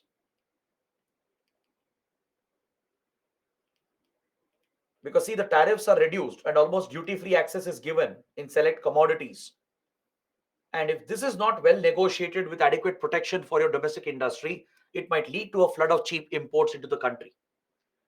So with this FTA, we have had this experience where, for example, the coconut industry in Kerala has taken a big hit because of cheaper coconut products coming from Thailand and Indonesia. The coffee industry in Karnataka has taken a hit because of cheaper coffee coming from Vietnam. Similarly, electronics, the limited electronic sector we have in the MSME sector has taken a hit because of the cheaper products coming from Southeast Asian markets. So this is one impact where our farmers, our MSME industry has been affected. The second concern is that there is no rules of origin requirement under the deal. Now, what do you mean by this? It essentially refers to where the product is originating from. If a commodity is being exported to India under the FTA, or if India is exporting a commodity to ASEAN market under the FTA, it's important to establish where is this product coming from. Was it really manufactured, produced in these countries so that they can enjoy the benefits of FTA? So for that, you should have a rules of origin requirement where you can establish that at least this percentage of the product was made here in this country. See, in today's globalized world, no product gets made in just one country. Most of the products, right, they go through the entire supply chains, they get spare parts from around the world, they go through assembly chains around the world, and that's how you get your finished product. But under FTA, you need at least a certain percentage of domestic value addition to be made to ensure that only those countries who are part of FTA can enjoy the benefits. Now, problem is if you don't have a rules of origin requirement, third parties might exploit. Third parties might exploit the FTA. Traders, exporters from other countries, especially from China, they have misused India ASEAN FTA route to dump goods on the Indian market. China is not supposed to enjoy these benefits. This is only for India and ASEAN. But since there is no rules of origin requirement which mandates minimum value addition, Chinese products are being pushed into Southeast Asia and then re-exported to India under the FTA route, under the reduced duty route. We studied under India-China how China dumps goods on India, and we have levied taxes, anti-dumping duties to block Chinese goods into the Indian market. To protect our domestic industry, right, we have created trade barriers with China. But Chinese traders are bypassing this. They're easily bypassing the trade measures we have against China by coming from Southeast Asian route. They send the products to Southeast Asia, make some basic changes, and re-export that to India. So they're taking the benefit of this FTA, which harms our domestic industry. This is a concern which was not met. And the other problem is there is no review mechanism after a period of time. No dispute settlement. If you have disputes or issues, there is no platform to settle them under the FTA. So this has been a concern for India. That's why we feel we should have negotiated the deal better. ASEAN countries, which were more formidable together, they pushed India, they struck a better deal, right? And once it was implemented, then India realized the drawbacks. So because of this bad experience, we did not sign FTAs for almost 10 years. We moved away from even FTA talks and stopped all FTA negotiations. It's only last year that we have signed trade agreements again. Understood? So this is one bitter experience we have had, but definitely it has boosted trade. It has increased exports for both. It has contributed to closer relations. But these are the concerns we have. The flood of cheap imports affecting our industries. No rules of origin, because of which third parties are misusing it to dump goods on India. And no review option and no dispute settlement platform. All right. So this is where I would like to stop my discussion for today. Let's pick it up tomorrow. We have just few small topics left. We'll wrap it up and we will be looking at Central Asia and West Asia in the coming classes. So let's quickly take a look at the questions and doubts that you have.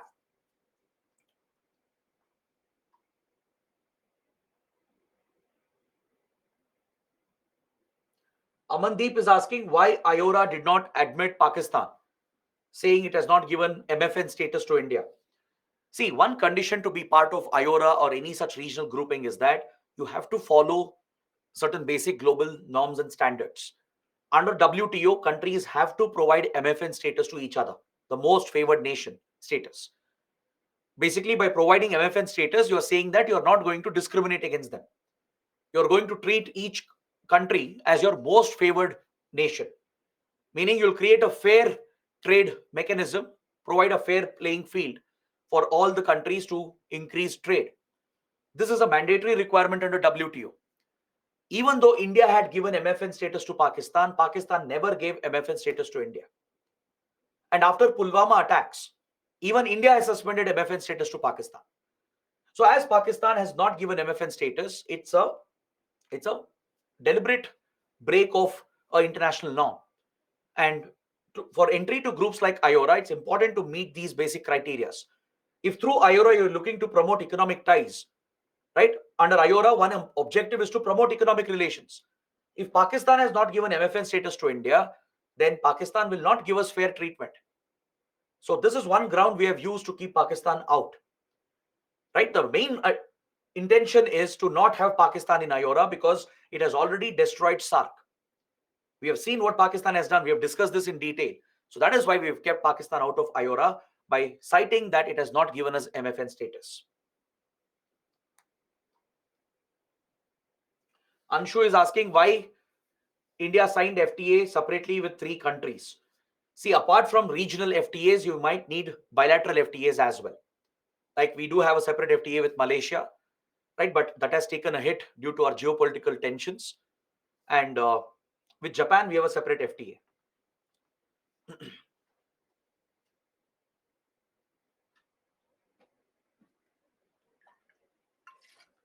Shreyank is asking, why isn't the West and US apologetic for colonization and Cold War era disruptions across the world? See, these colonial imperial powers, they won't apologize. They won't acknowledge the horrors of colonial rule and imperial rule and what even US has done in the Cold War era. Right? In Britain, for example, they don't even teach their children the horrors of colonialism. They still glorify colonialism. If you look at, if you have ever seen what they teach in British schools, if you have seen their curriculum, because I have taken a look, you see that colonialism is glorified. They show that the British helped these backward civilizations to move forward. They claim they introduced cultural revolution, social and scientific revolution in these countries. That is far from reality.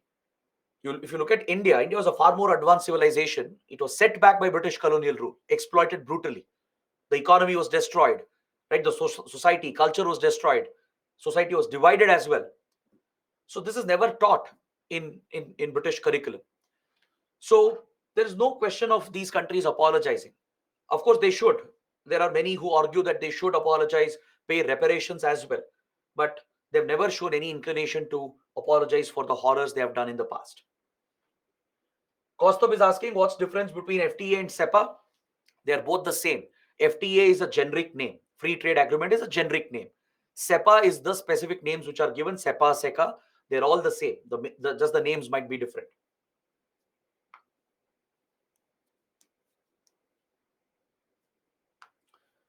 Kiru Bagar is asking, sir, Japan has no army or defense. It has only defense forces.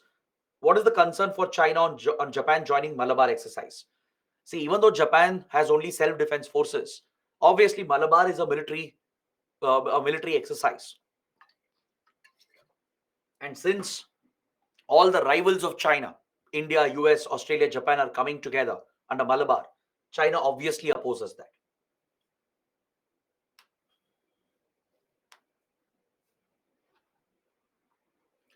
Deepika is asking, sir, why was India hesitant to develop defense strategic ties with Southeast and East Asian countries under Look East? And what has made India take bolder decisions under Act East? It's primarily the China factor. Also, under Look East, we got more focused on economic ties and cultural ties. Defense and strategic ties were given a slightly lower priority. But now, in the last 13 years, as China has become more aggressive and become a bigger threat, that has driven our approach to focus more on defense strategic ties as well. That's why after 2010, you see India's growing defense engagement across Southeast and East Asia. It's driven by Chinese aggression. So China factor and previous focus mainly on economic ties is what caused this difference.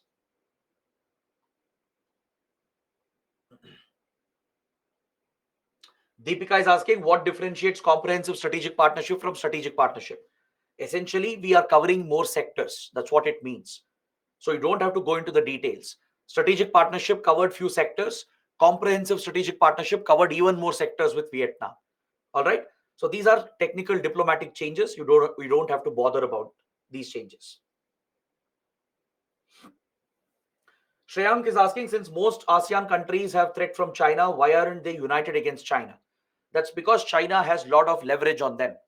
They're all dependent heavily on China. China has massive investments in all these Southeast Asian countries. All the Southeast Asian economies are dependent on the Chinese economy, on Chinese imports. China is a massive market as well for Southeast Asian exports. So if China wants, it can destroy Southeast Asian economies. That is the power leverage it has on these countries. So that is why, even though they have so many issues and threats from China, they are not united in their approach.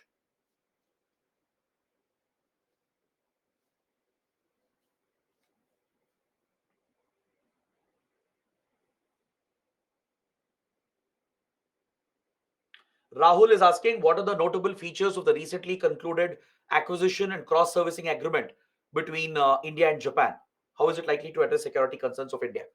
See, of late, we have been signing many such logistics exchange agreement. The agreement you're referring to, the cross servicing agreement, it's essentially a logistics exchange agreement. These logistics exchange agreement will provide access to your armed forces to the military bases of another country. We have similar agreement with US, with Australia, with France as well, with UK. We're considering one with Russia. We have one with Japan, with South Korea also. The idea behind such logistics exchange agreement is to ensure that our armed forces, our Navy, Air Force, when they visit their countries and their regions, they can access their ports and naval bases and military bases to get refueling, resupplies, and logistical support. That will increase our operational range. Similarly, their forces, when they come near Indian Ocean, we will provide access to our naval bases and air bases where they can get the logistical support needed. They can get refueling, resupplies, and any other support needed. So this is a mutual exchange of logistics that we provide for the armed forces. All right. So guys, these are the questions. Let's end the session for today. Do let me know how the class went. I hope you understood everything. Let's meet in the next class. We'll continue from here. We'll wrap it up. We'll look at the Pacific region as well. We'll look at Central Asia, West Asia. These are the key topics we have for the coming classes. So I'll see you tomorrow. Till then, take care. Have a good day.